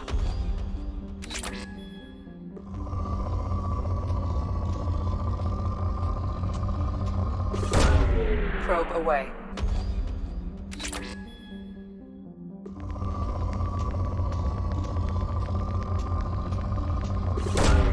Launching probe.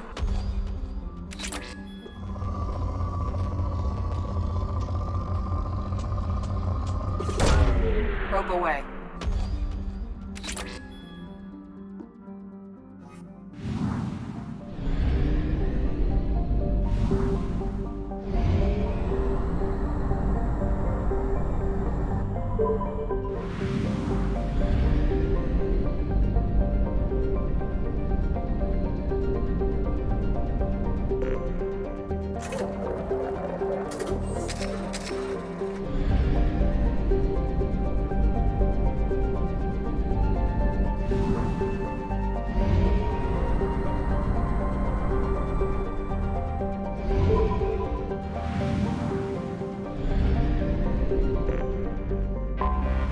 Anomaly detected.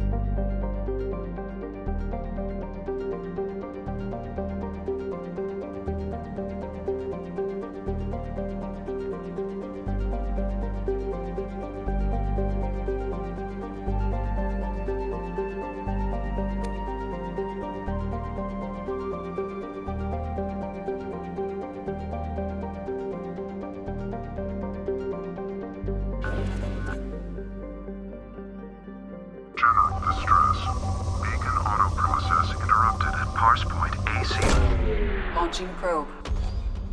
Something on our sensors.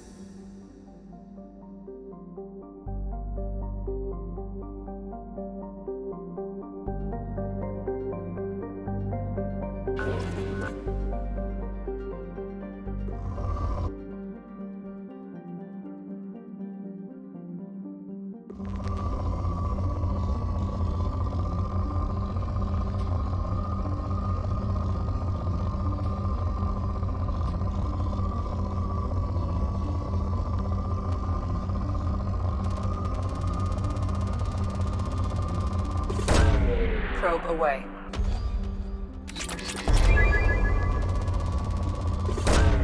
Probe launched.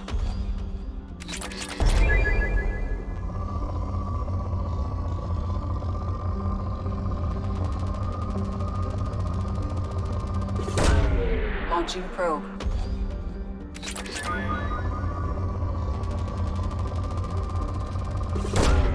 Launching probe.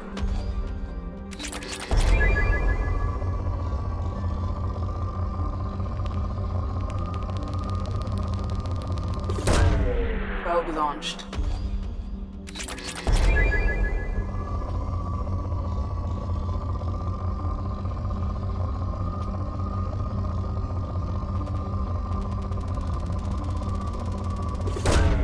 Probe launched.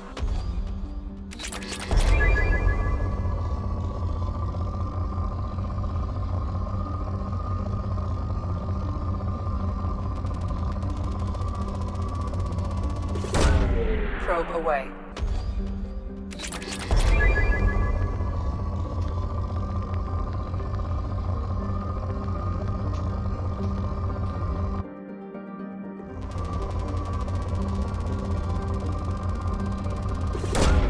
Probe away.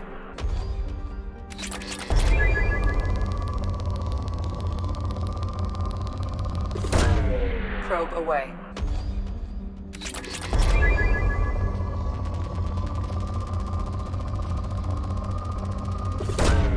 Probe launched.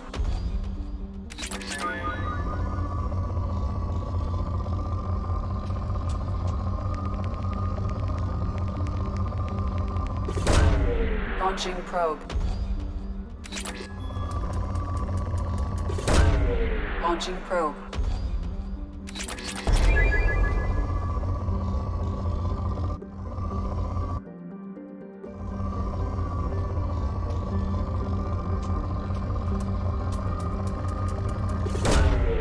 Launching probe.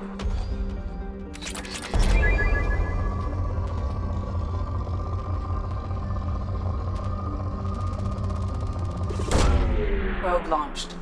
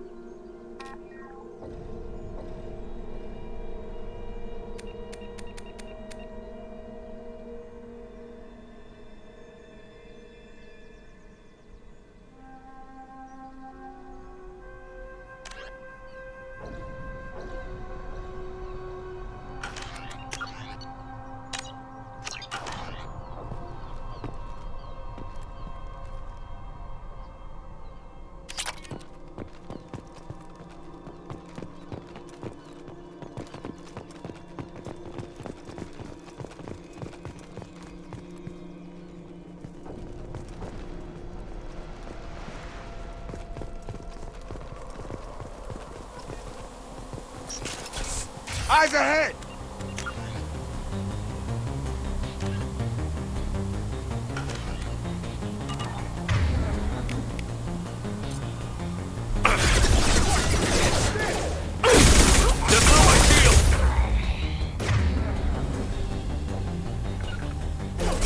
You bet! Targeting! He goes! Gotcha!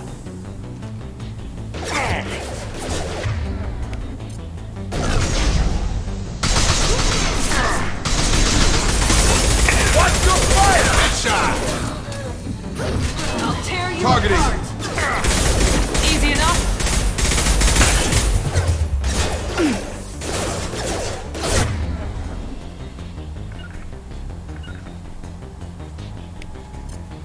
Mount that one!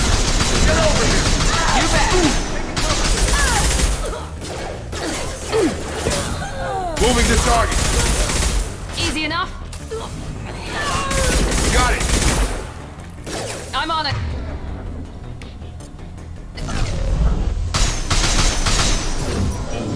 I'll tear you apart!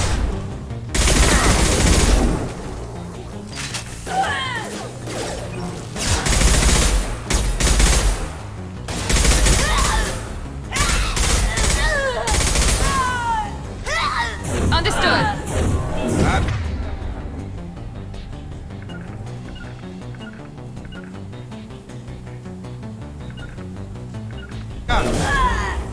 Moving!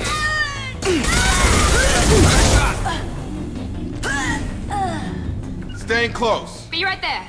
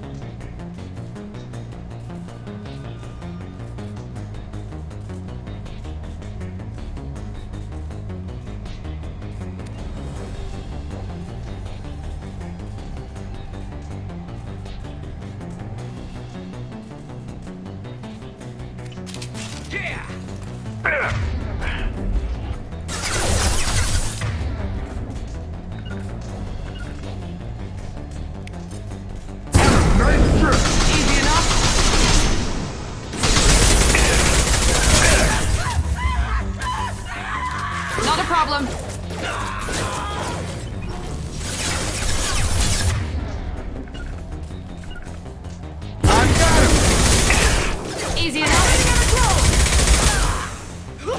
Watch for fire! Put him down!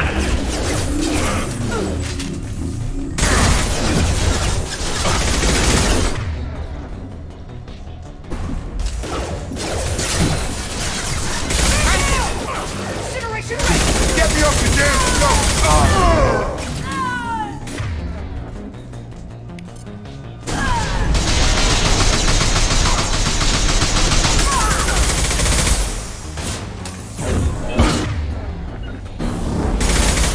You bet. Right! You bet.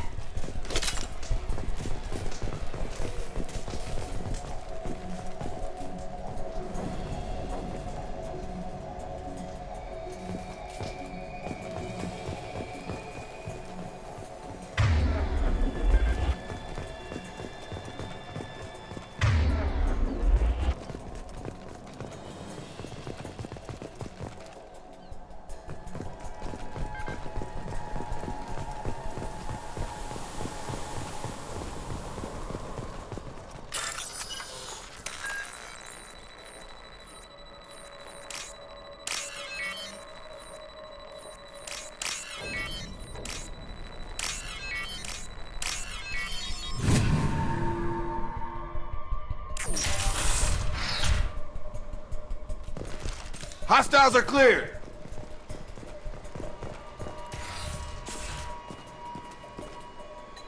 This computer contains the encrypted intelligence extracted from the captured Cerberus agent. The information could adversely affect Cerberus if it were ever circulated publicly.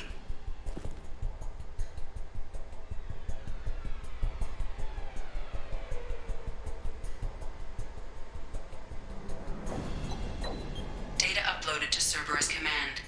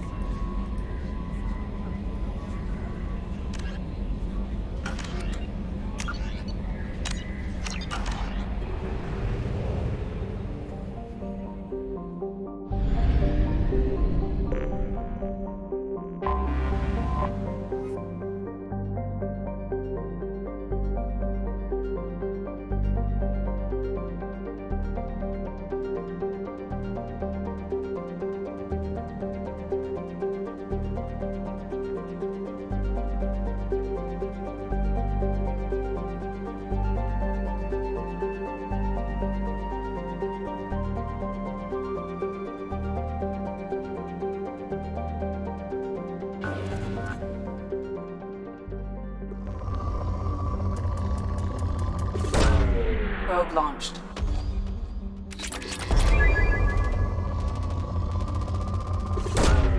Launching probe.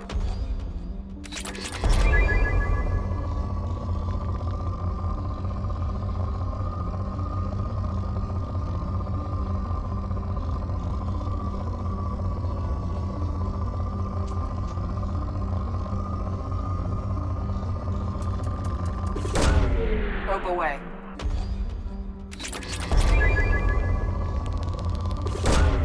Launching probe.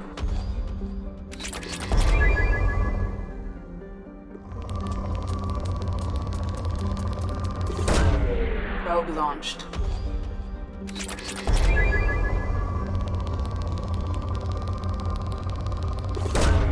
Probe launched.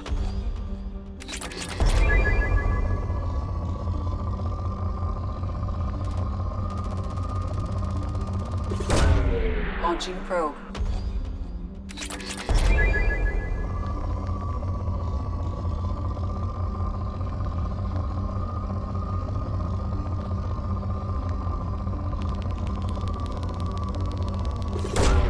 Launching probe.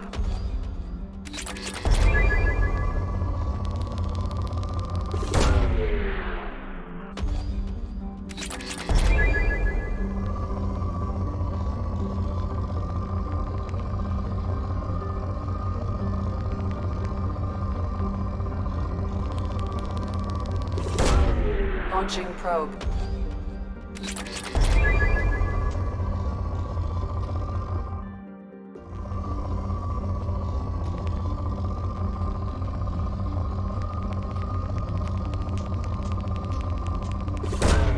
Launching probe.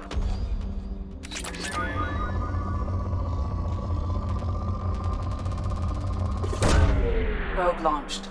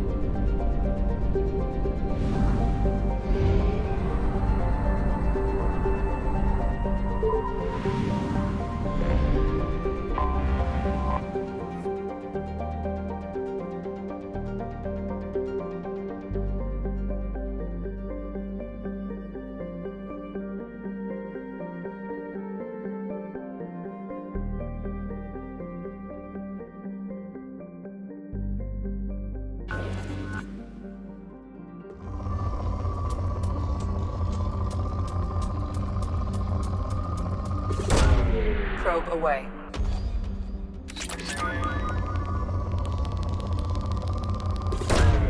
Launching probe.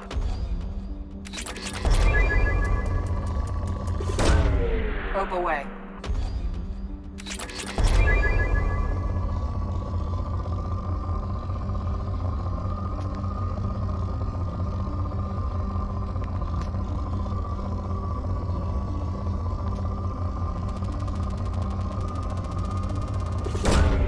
Probe launched.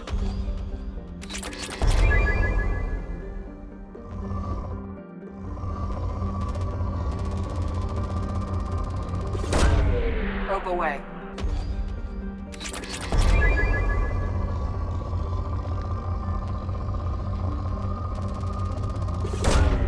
Launching probe.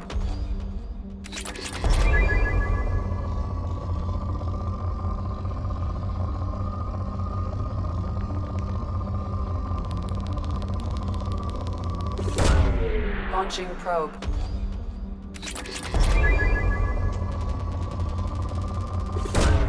Probe away.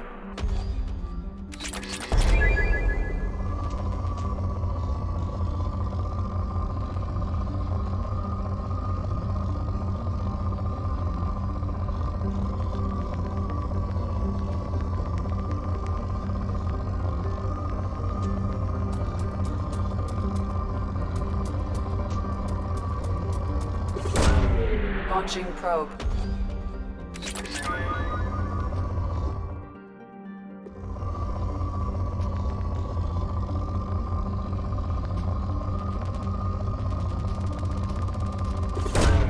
Probe away.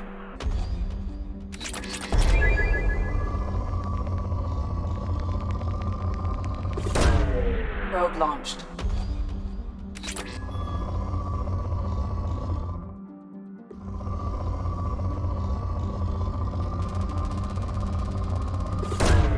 Probe away.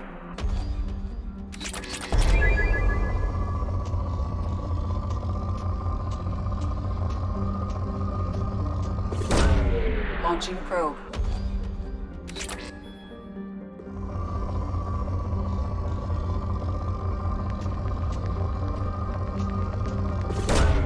Probe away.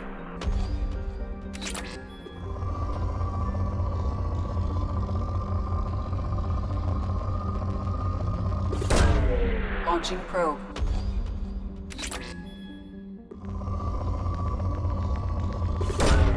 Launching probe.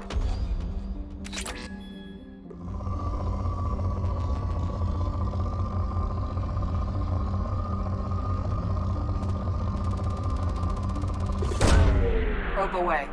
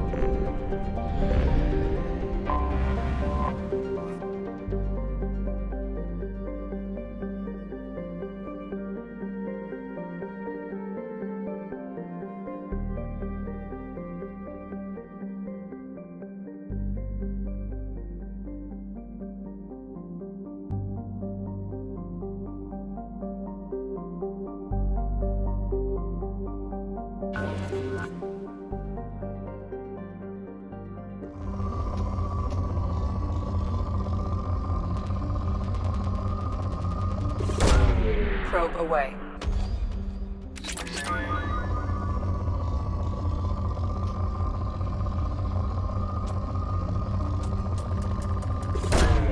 Probe launched.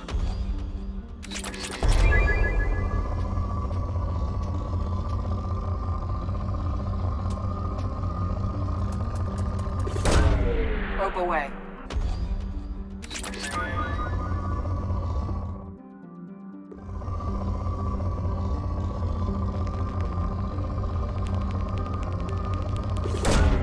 Probe away.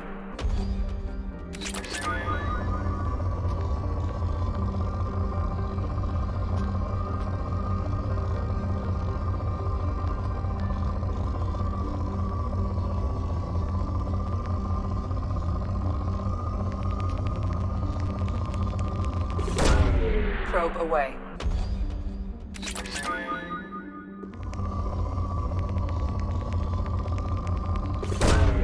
Probe away.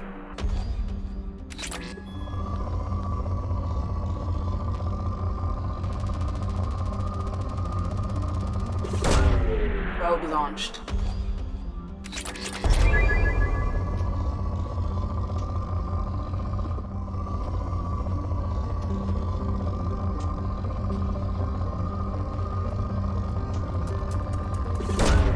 Launching probe.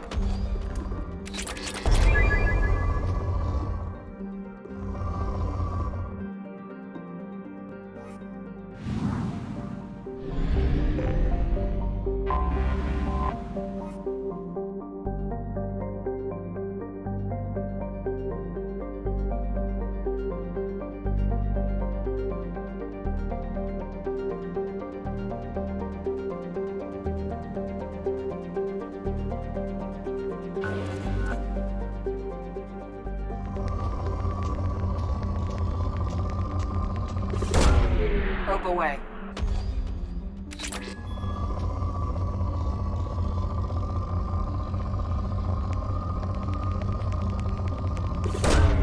Probe launched.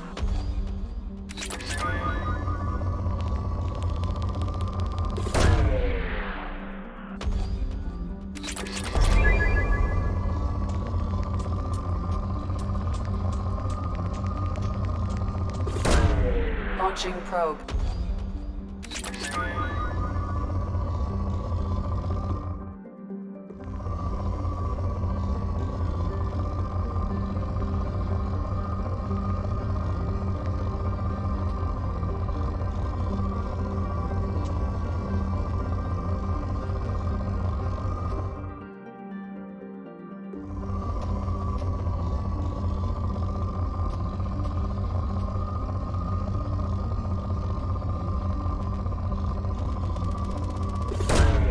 Launching probe.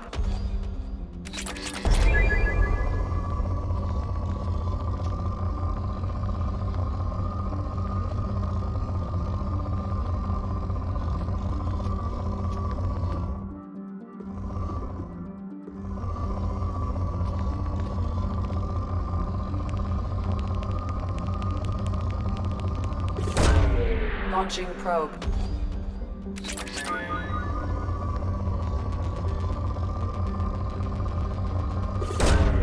Launching probe.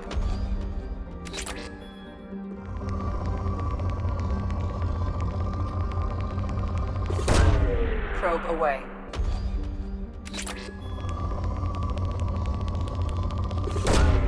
Launching probe.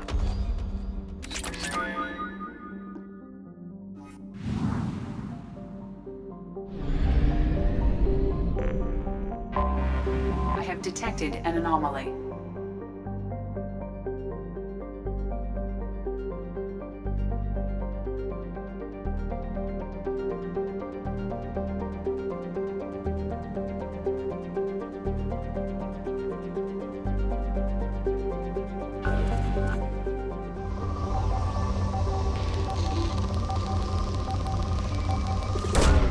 Probe away.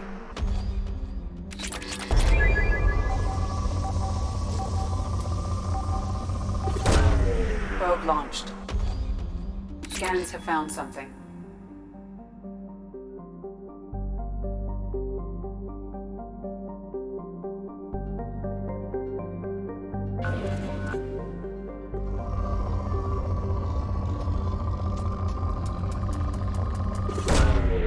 Launching probe.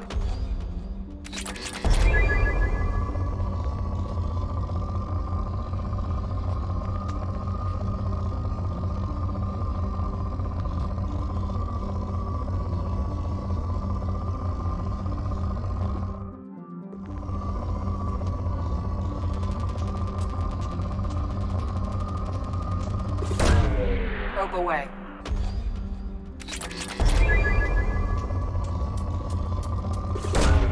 Probe launched.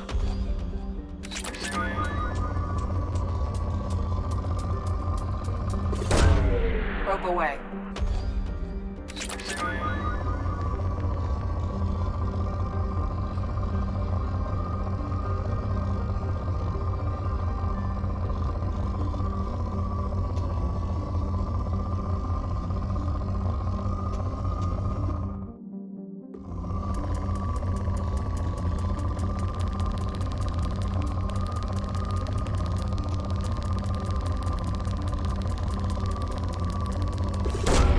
Probe away.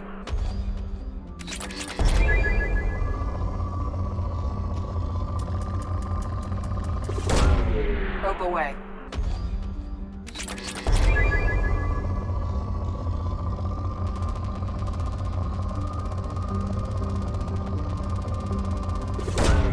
Probe launched.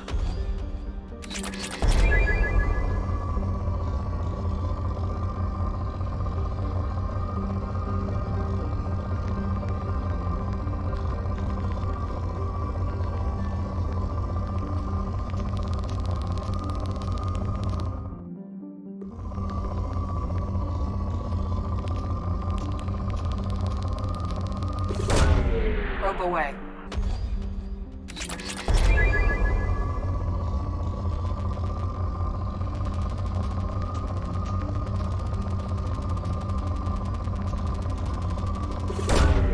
Probe launched.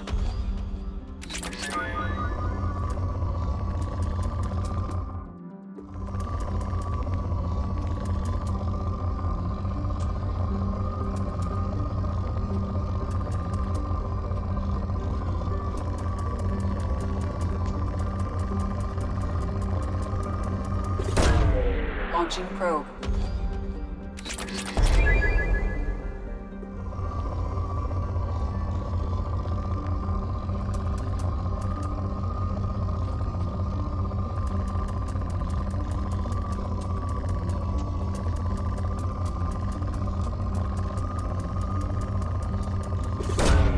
Probe away.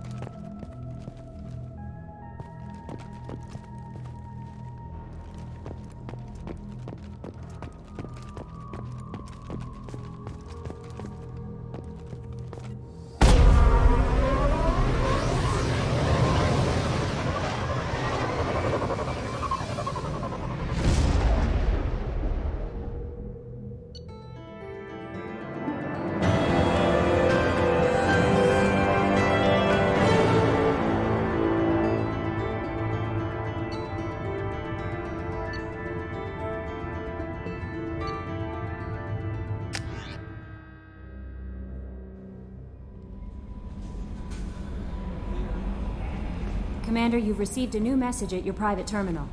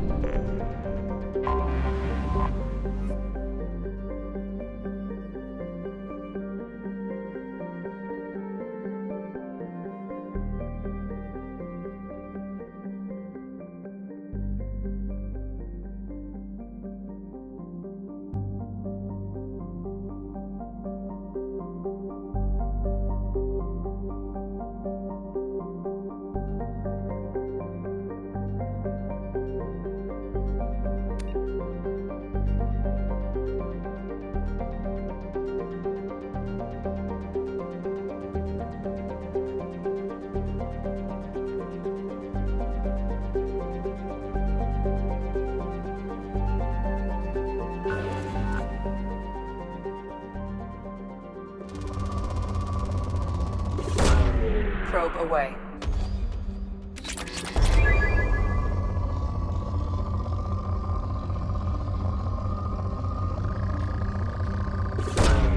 Probe away.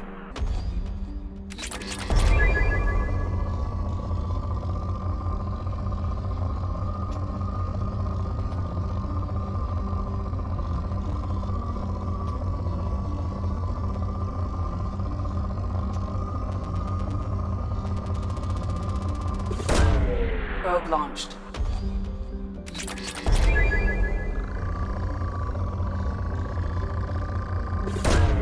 Probe away.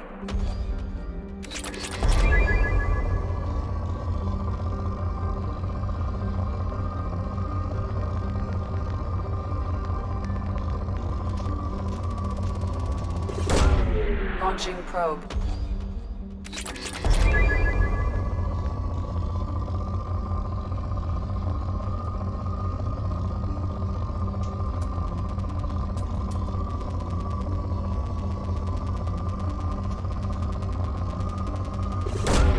Probe away.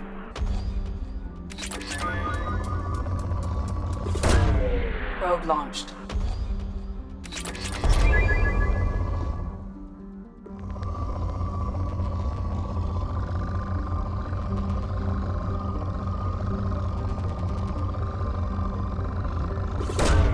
Launching probe.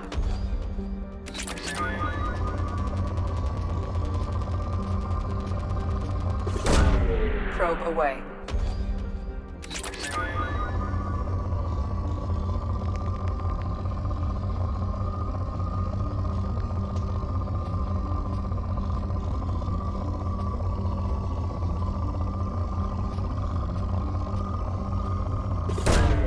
Launching probe.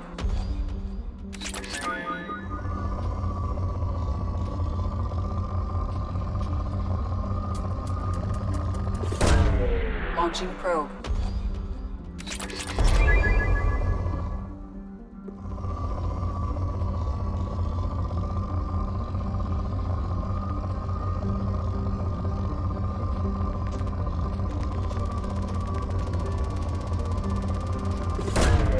Probe launched.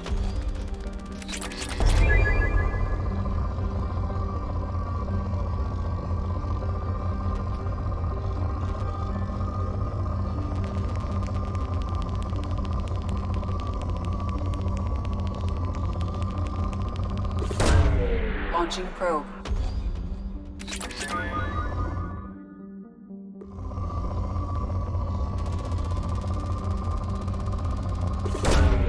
Probe launched.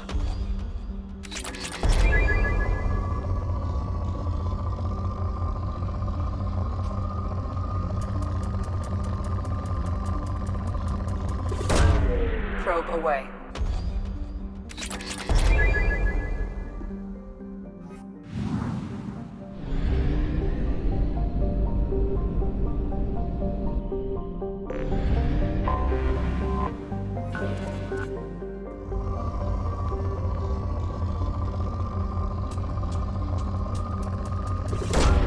Probe away.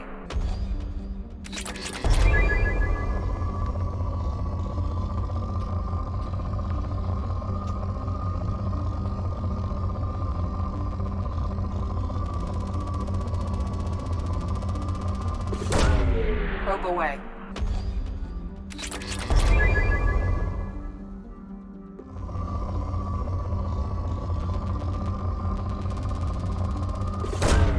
Launching probe.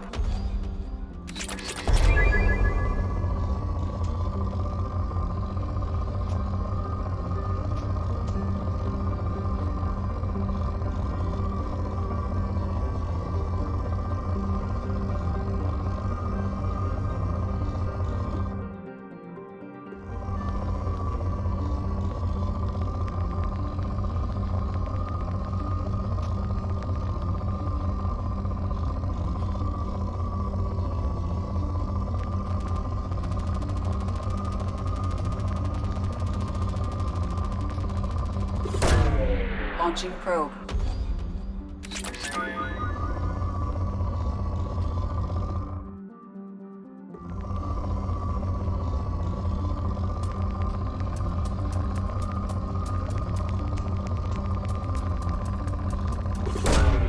Launching probe.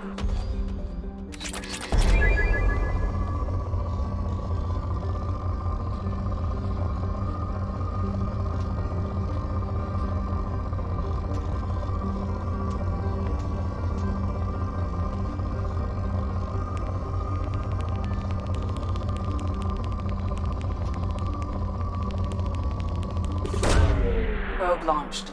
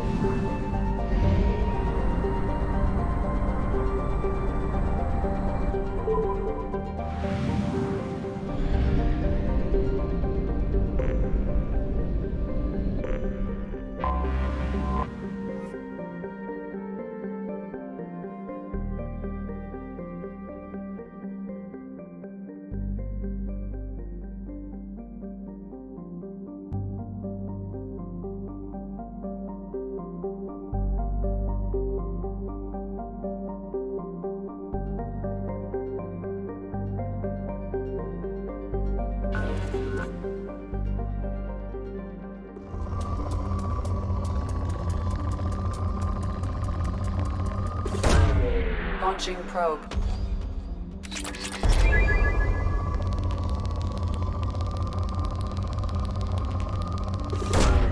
Probe launched.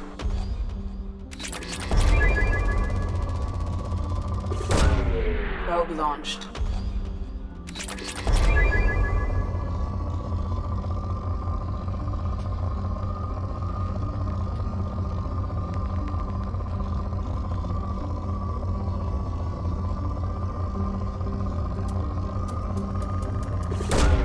Probe away.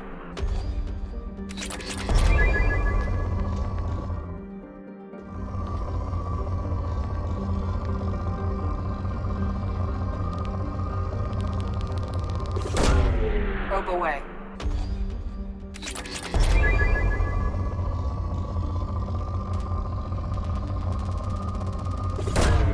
Probe away.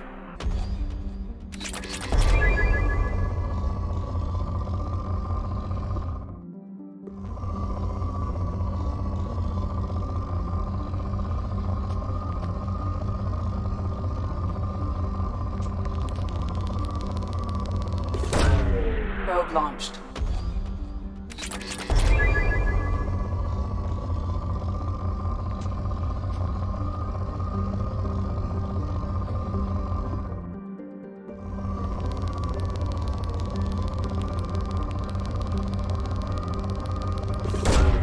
Probe away.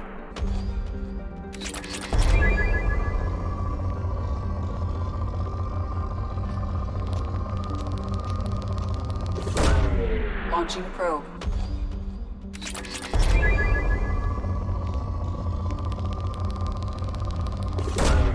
Probe launched.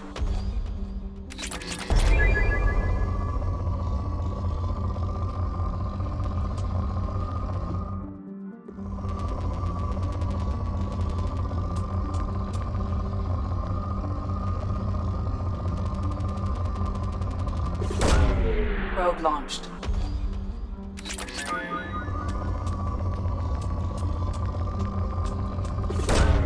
Probe launched.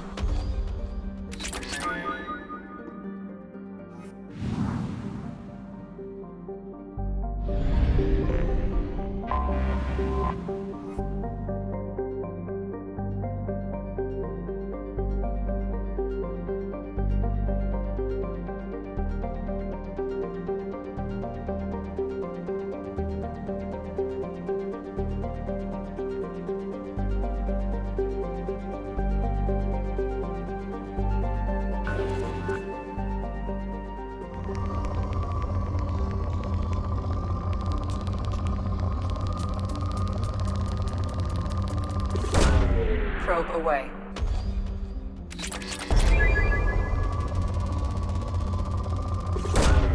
Probe launched.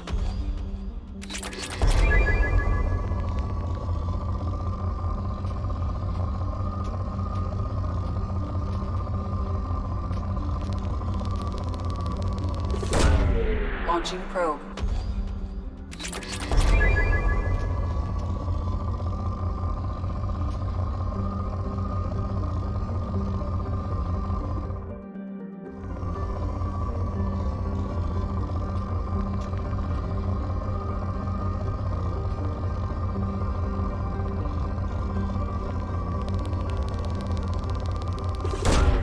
Probe launched.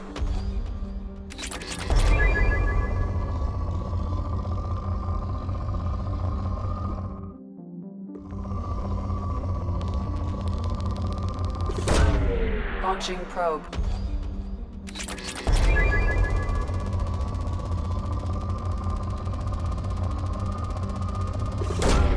Probe away.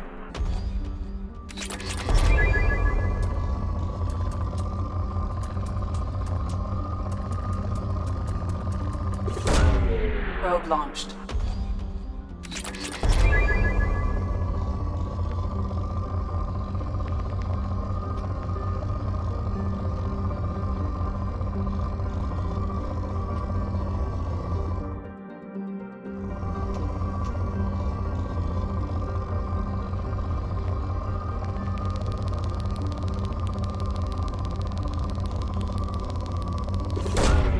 Probe launched.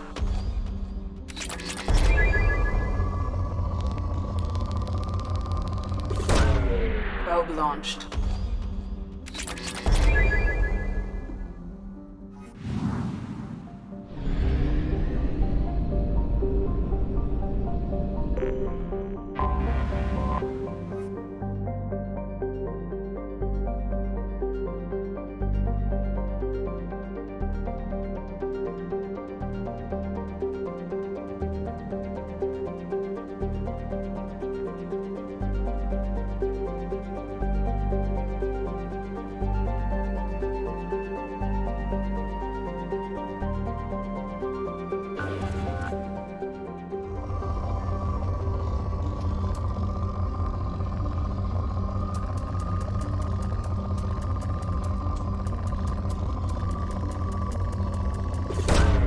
Probe away.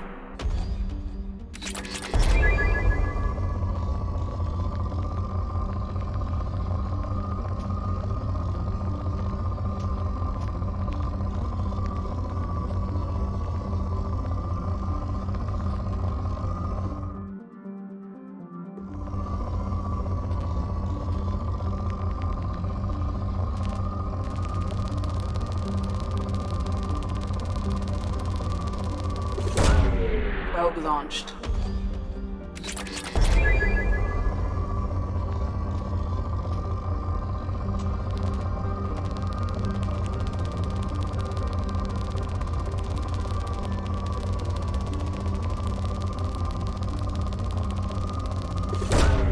Probe away.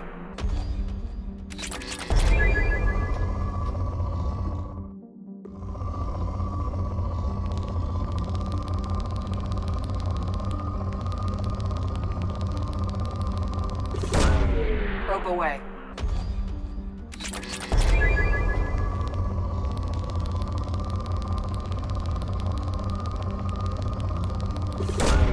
Probe launched.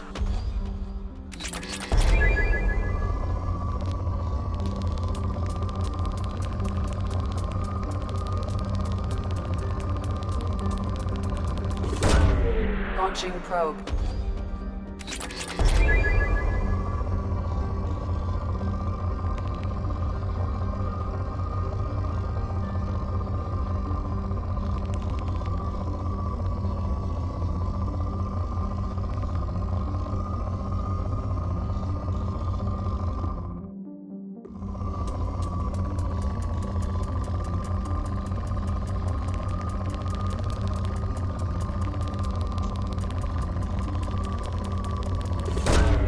Launching probe.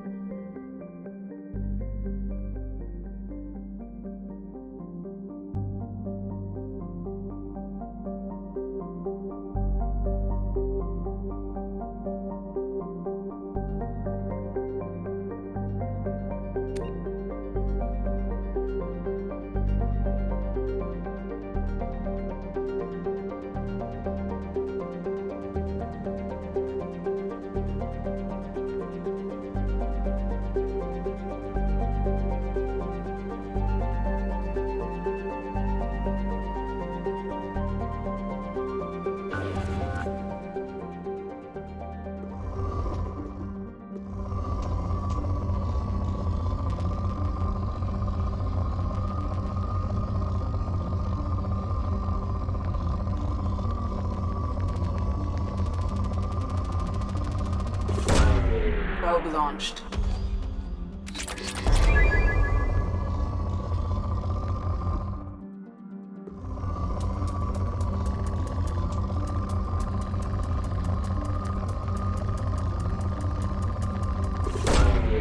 Launching probe.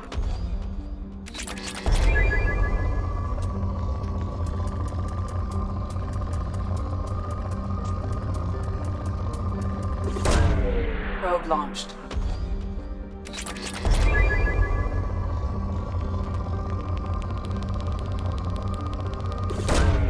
Probe launched.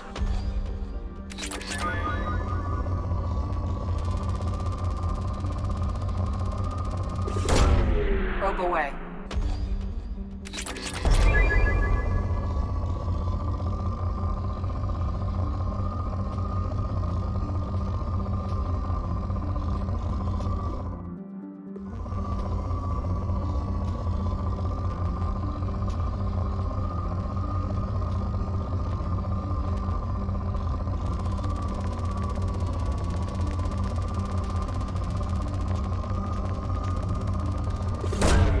Probe away.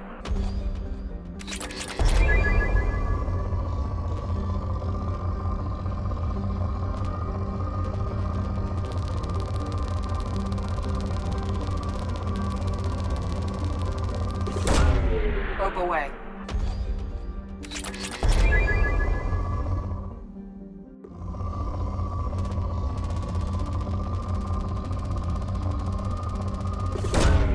Launching probe.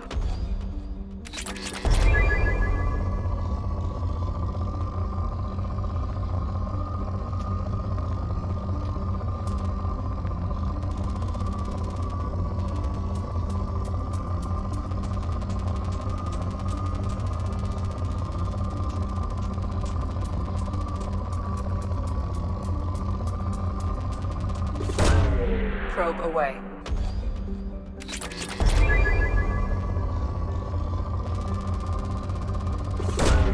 Launching probe.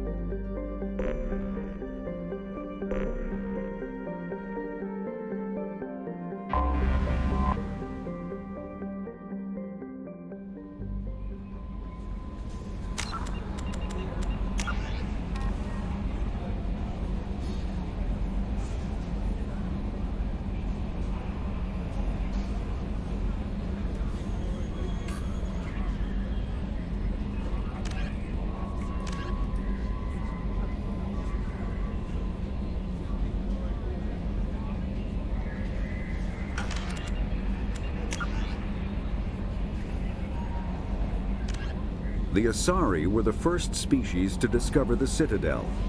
When the Solarians arrived, it was the Asari who proposed the establishment of the Citadel Council to maintain peace throughout the galaxy. Since then, the Asari have served as the mediators and centrists of the Council. An all-female race, the Asari reproduce through a form of parthenogenesis. They can attune their nervous system to that of another individual of any gender and of any species to reproduce. This capability has led to the unseemly and inaccurate rumors about Asari promiscuity. Asari can live for over 1,000 years, passing through 3 stages of life. In the maiden stage, they wander restlessly, seeking new knowledge and experience. When the matron stage begins, they meld with interesting partners to produce their offspring. This ends when they reach the matriarch stage, where they assume the roles of leaders and counselors. The second species to join the Citadel, the Solarians, are warm-blooded amphibians with a hyperactive metabolism. Solarians think fast, talk fast, and move fast. To Solarians, other species seem sluggish and dull-witted. Unfortunately, their metabolic speed leaves them with a relatively short lifespan. Solarians over the age of 40 are a rarity. The Solarians were responsible for advancing the development of the primitive Krogan species to use as soldiers during the Rachni Wars. They were also behind the creation of the genophage bioweapon the Turians used to quell the Krogan rebellions several centuries later. Solarians are known for their observational capability and non-linear thinking. This manifests as an aptitude for research and espionage. They are constantly experimenting and inventing, and it is generally accepted that they always know more than they are letting on. Roughly 1,200 years ago, the Turians were invited to join the Citadel Council to fulfill the role of galactic peacekeepers. The Turians have the largest fleet in Citadel space, and they make up the single largest portion of the Council's military forces. As their territory and influence has spread, the Turians have come to rely on the Solarians for military intelligence and the Asari for diplomacy. Despite a somewhat colonial attitude towards the rest of the galaxy, the ruling hierarchy understands they would lose more than they would gain if the other two races were ever removed. Turians come from an autocratic society that values discipline and possesses a strong sense of personal and collective honor. There is lingering animosity between Turians and humans over the First Contact War of 2157, which is known as the Relay 314 incident to the Turians. Officially, however, the two species are allies, and they enjoy civil, if cool, diplomatic relations. 50,000 years ago, the Protheans were the only spacefaring species in the galaxy. They vanished in a swift galactic extinction. Only the legacy of their empire remains. They are believed to have built the mass relays and the Citadel, which have allowed numerous species to explore and expand throughout the galaxy. Prothean ruins are found on worlds across the galaxy. While surprisingly intact for their age, functioning examples of Prothean paleotechnology are rare. Time and generations of looters have picked their dead cities and derelict stations clean. Some believe the Protheans meddled in the evolution of younger races. The Hanar homeworld of Kaje, for example, shows clear evidence of former Prothean occupation. The presence of a former Prothean observation post on Mars has caused a rebirth of interventionary evolutionists among humans. These individuals believe the god myths of ancient civilizations are misremembered encounters with aliens. In the early 2160s, the Alliance began aggressive colonization of worlds in the Skyllian Verge, much to the dismay of the Batarians, who had been developing the region for several decades. In 2171, the Batarians petitioned the Council to declare the Verge a zone of Batarian interest. The Council refused, however, declaring unsettled worlds in the region open to human colonization. In protest, the Batarians closed their Citadel embassy and severed official diplomatic relations with the Council, effectively becoming a rogue state. They instigated a proxy war in the Verge by funneling money and weapons to criminal organizations, urging them to strike at human colonies. Hostilities peaked with the Skyllian Blitz of 2176, an attack on the human capital of Elysium by Batarian-funded pirates and slavers. In 2178, the Alliance retaliated with a crushing assault on the moon of Torfin, long used as a staging base by Batarian-backed criminals. In the aftermath, the Batarians retreated into their own systems and are now rarely seen in Citadel space. Living beyond the Omega-4 mass relay in the Terminus systems, the mysterious Collectors species is glimpsed so rarely as to be taken for a myth by most in galactic society. In reality, Collectors are human-sized insectoid bipeds and can resemble massive winged beetles. They are a terrifying force in the galaxy, responsible for the murder of hundreds of thousands. Collectors generate permanent stasis fields around themselves, creating nightmarish red-shifted energy fields. In battle, they hold position whenever possible, relying on their aggressive biotics and nearly limitless power. Several types of bipedal Collectors have been identified, including minions, defenders, zealots, assassins, and artillery operators.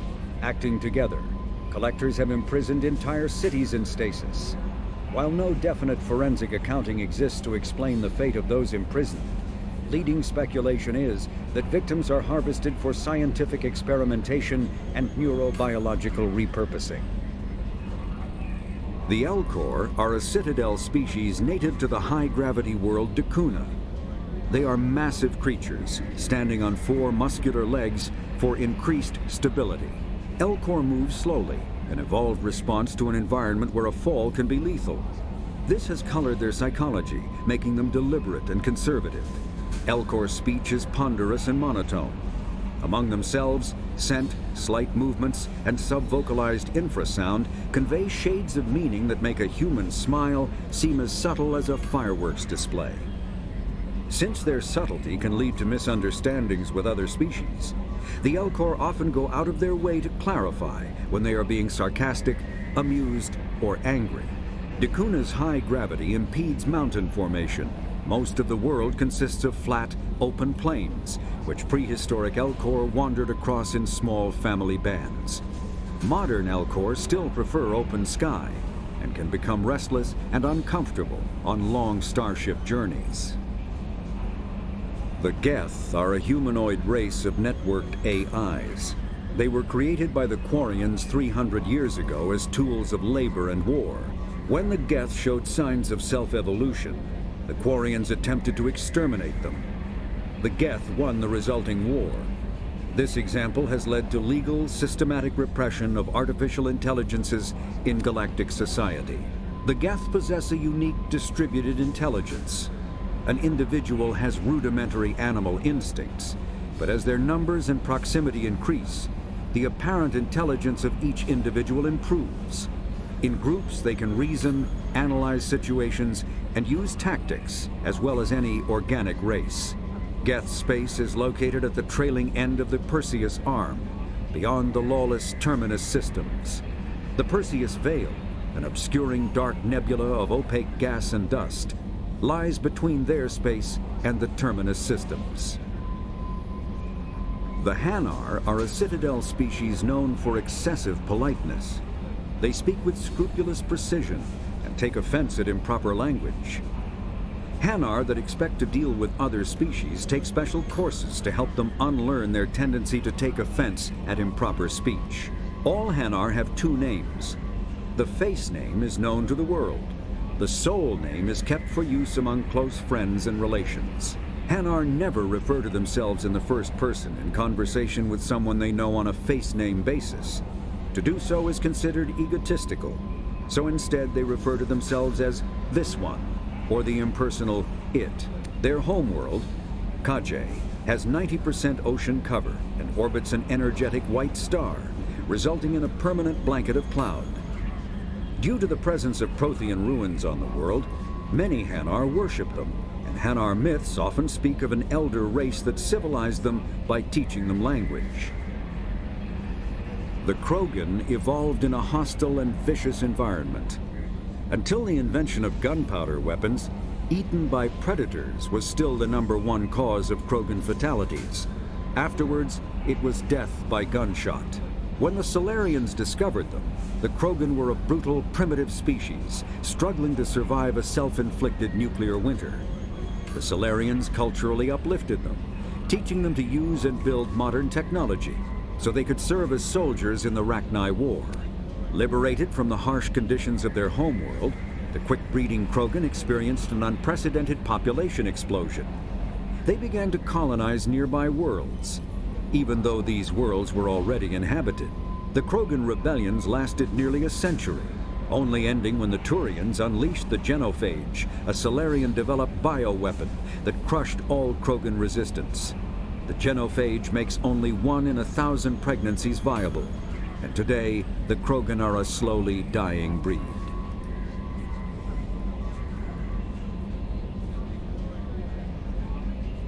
Driven from their home system by the Geth nearly 3 centuries ago, most Quarians now live aboard the Migrant Fleet, a flotilla of 50,000 vessels ranging in size from passenger shuttles to mobile space stations. Home to 17 million Quarians, the flotilla understandably has scarce resources. Because of this, each Quarian must go on a rite of passage known as the Pilgrimage when they come of age. They leave the fleet and only return once they have found something of value they can bring back to their people. Other species tend to look down on the Quarians for creating the Geth, and for the negative impact their fleet has when it enters a system.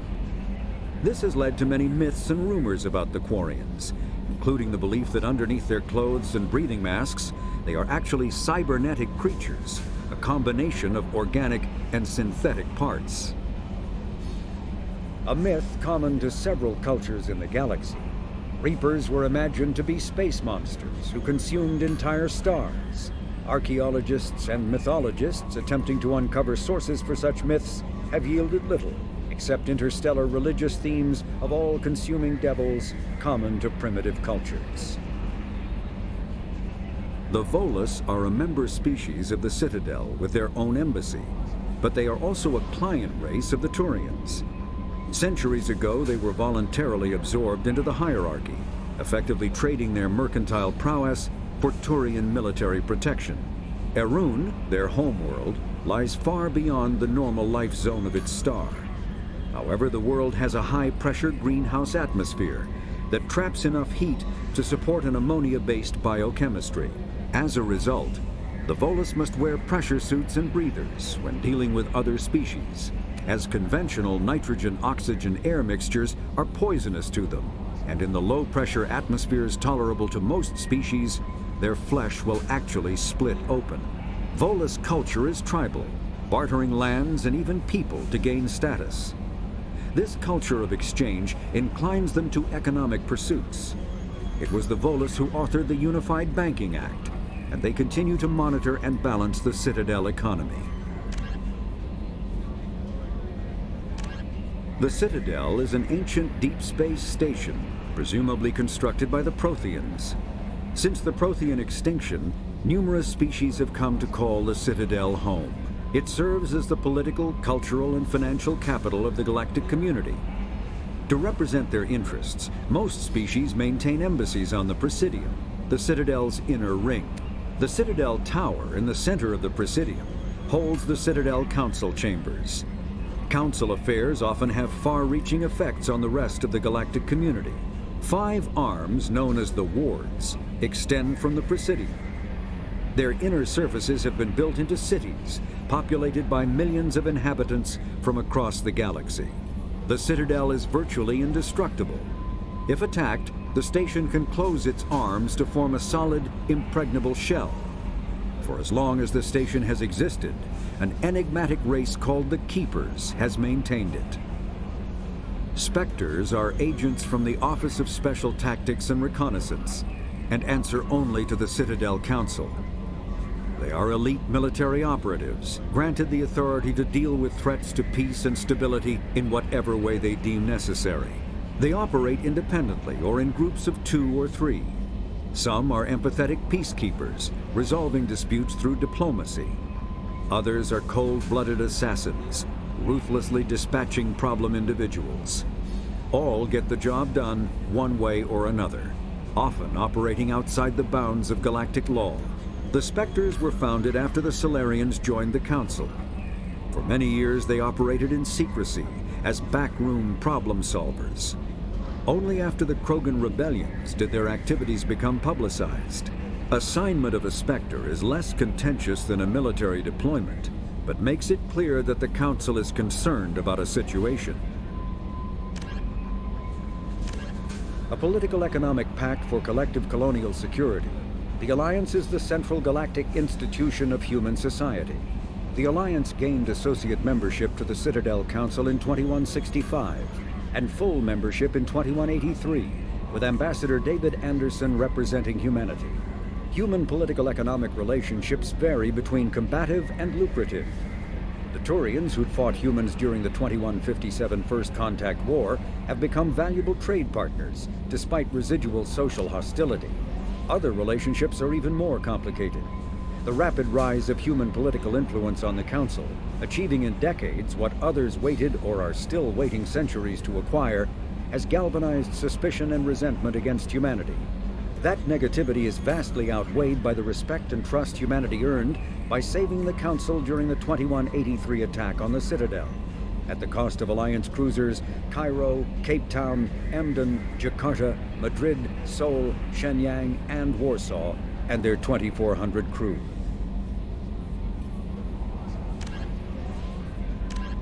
Immediately following the First Contact War, an anonymous extranet manifesto warned that an alien attempt at human genocide was inevitable. The manifesto called for an army, a Cerberus, to guard against invasion through the Charon Relay. Derided as survivalist rhetoric written by an elusive man, the manifesto and its anonymous author soon fell off the media radar. But in 2165, terrorists stole antimatter from the SSV Geneva. The sole figure arrested named his sponsor Cerberus. Throughout the 2160s and 2170s, alleged Cerberus agents assassinated politicians, sabotaged starships bearing EZO, and conducted nightmarish experiments on aliens and humans. Denounced as human supremacist, Cerberus calls itself human survivalist.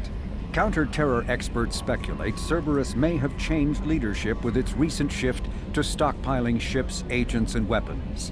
Whether he, she, or they, the elusive man hides his finances hidden behind shell companies. Few doubt he will kill anyone attempting to expose him. The reclusive tycoon calling himself the elusive man is a human nationalist focused on advancing human interests, whatever the cost to non-humans. The Citadel Council regards him as a fanatic, posing a serious threat to galactic security. A mysterious maverick, to say the least, the elusive man heads the Cerberus network. Dubbed the Elusive Empire by investigators, Cerberus is an allegedly untraceable syndicate of private intelligence agencies, biotics laboratories, engineering and scientific research teams, and lucrative front companies. Branded a terrorist and seditionist organization by authorities, Cerberus is the only human power base other than the Terra Firma Party, strong enough to embarrass, if not threaten, the Council and its human representatives. Freedom's Progress colony was once a typical Alliance settlement, but following complete communications blackout and its apparent destruction, is now a lightning rod for anxiety and dread in the galactic human community. The communications blackout followed an upgrade of the colony's small military force, supplemented by mechs and security drones, with high-powered, tower-mounted Guardian lasers. Colonists complained about construction cost overruns, delays, noise, and damage to the local environment. They also feared the defense array could be seen as provocative to their world's neighbors. Such fears may not have been baseless. Authorities have still offered no explanation for the communications blackout, fueling rumors of plagues, natural disasters, or a cult-inspired mass suicide.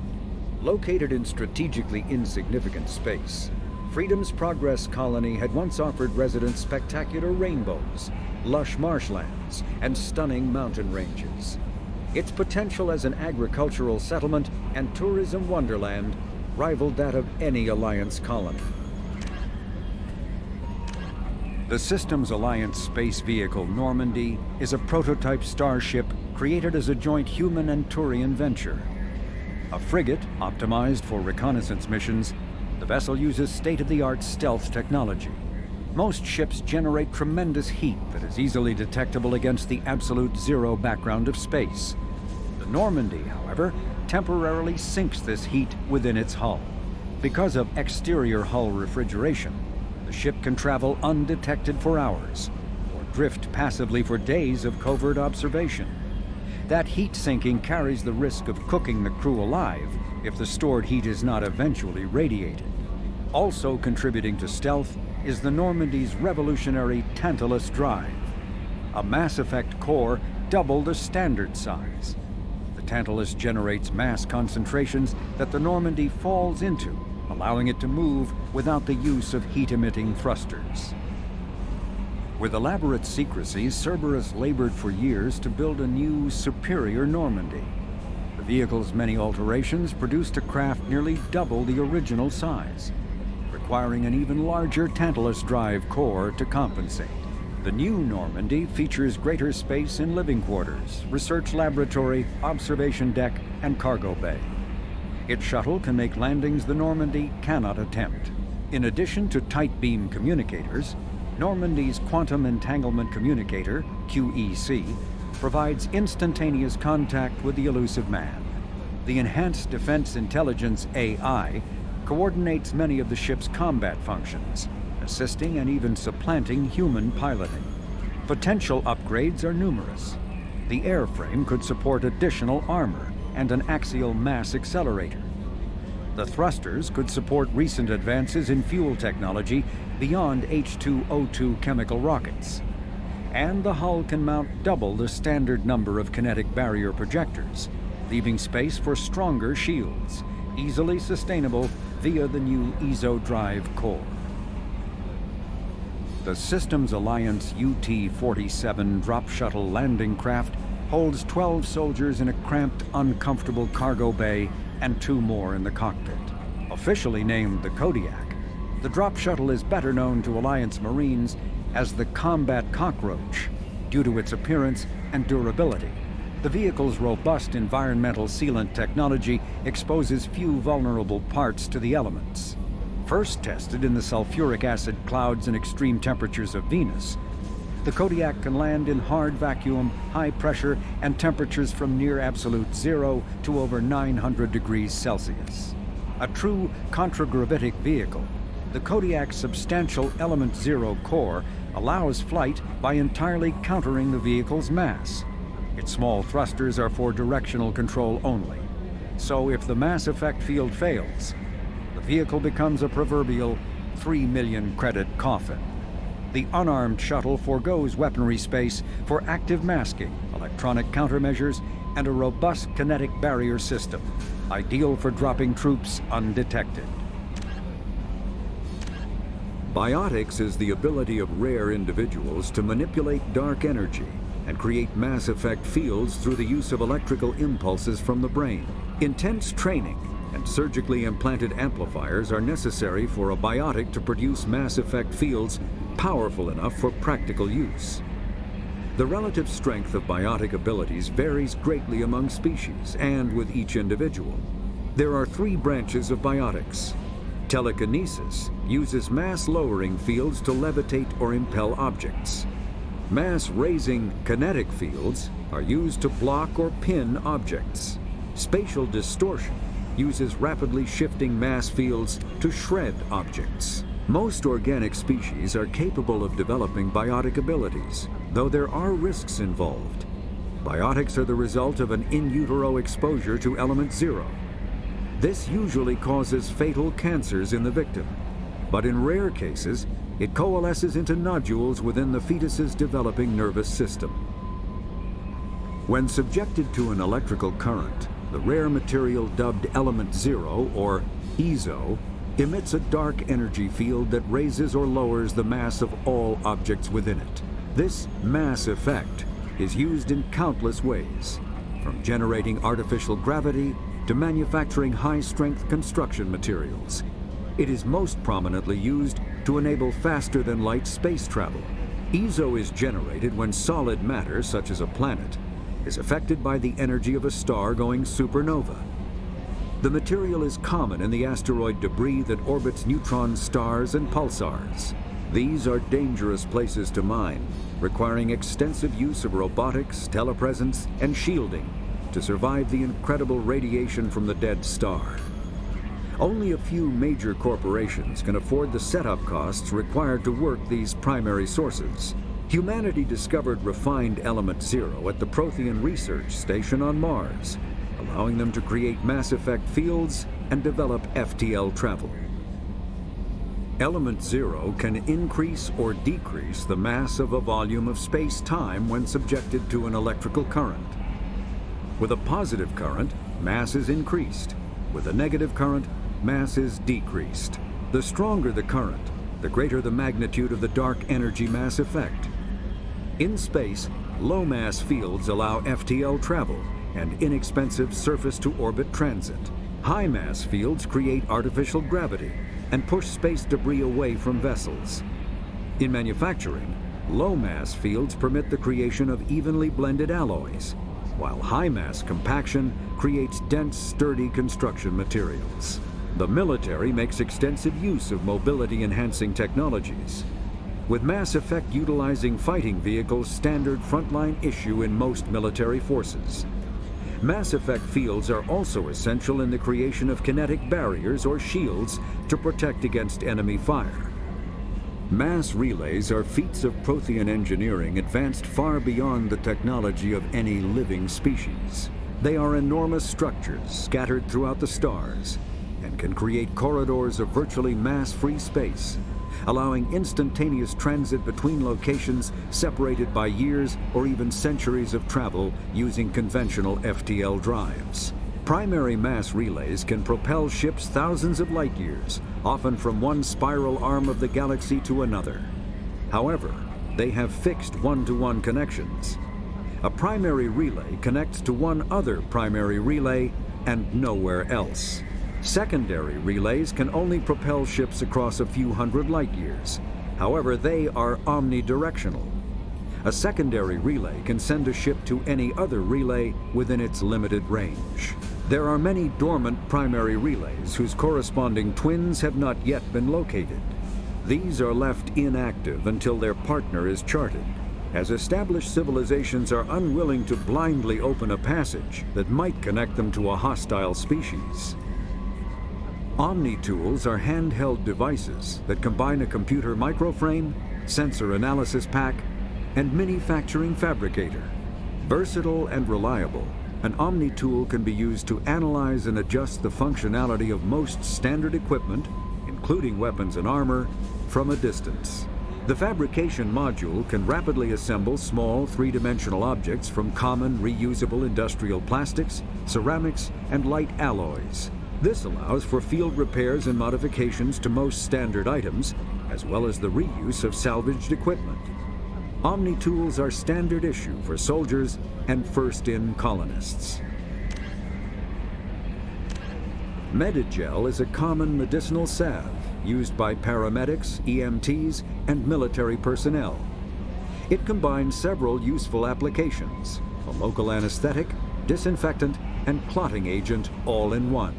Once applied, the gel is designed to grip tight to flesh until subjected to a frequency of ultrasound. It is sealable against liquids, most notably blood, as well as contaminants and gases.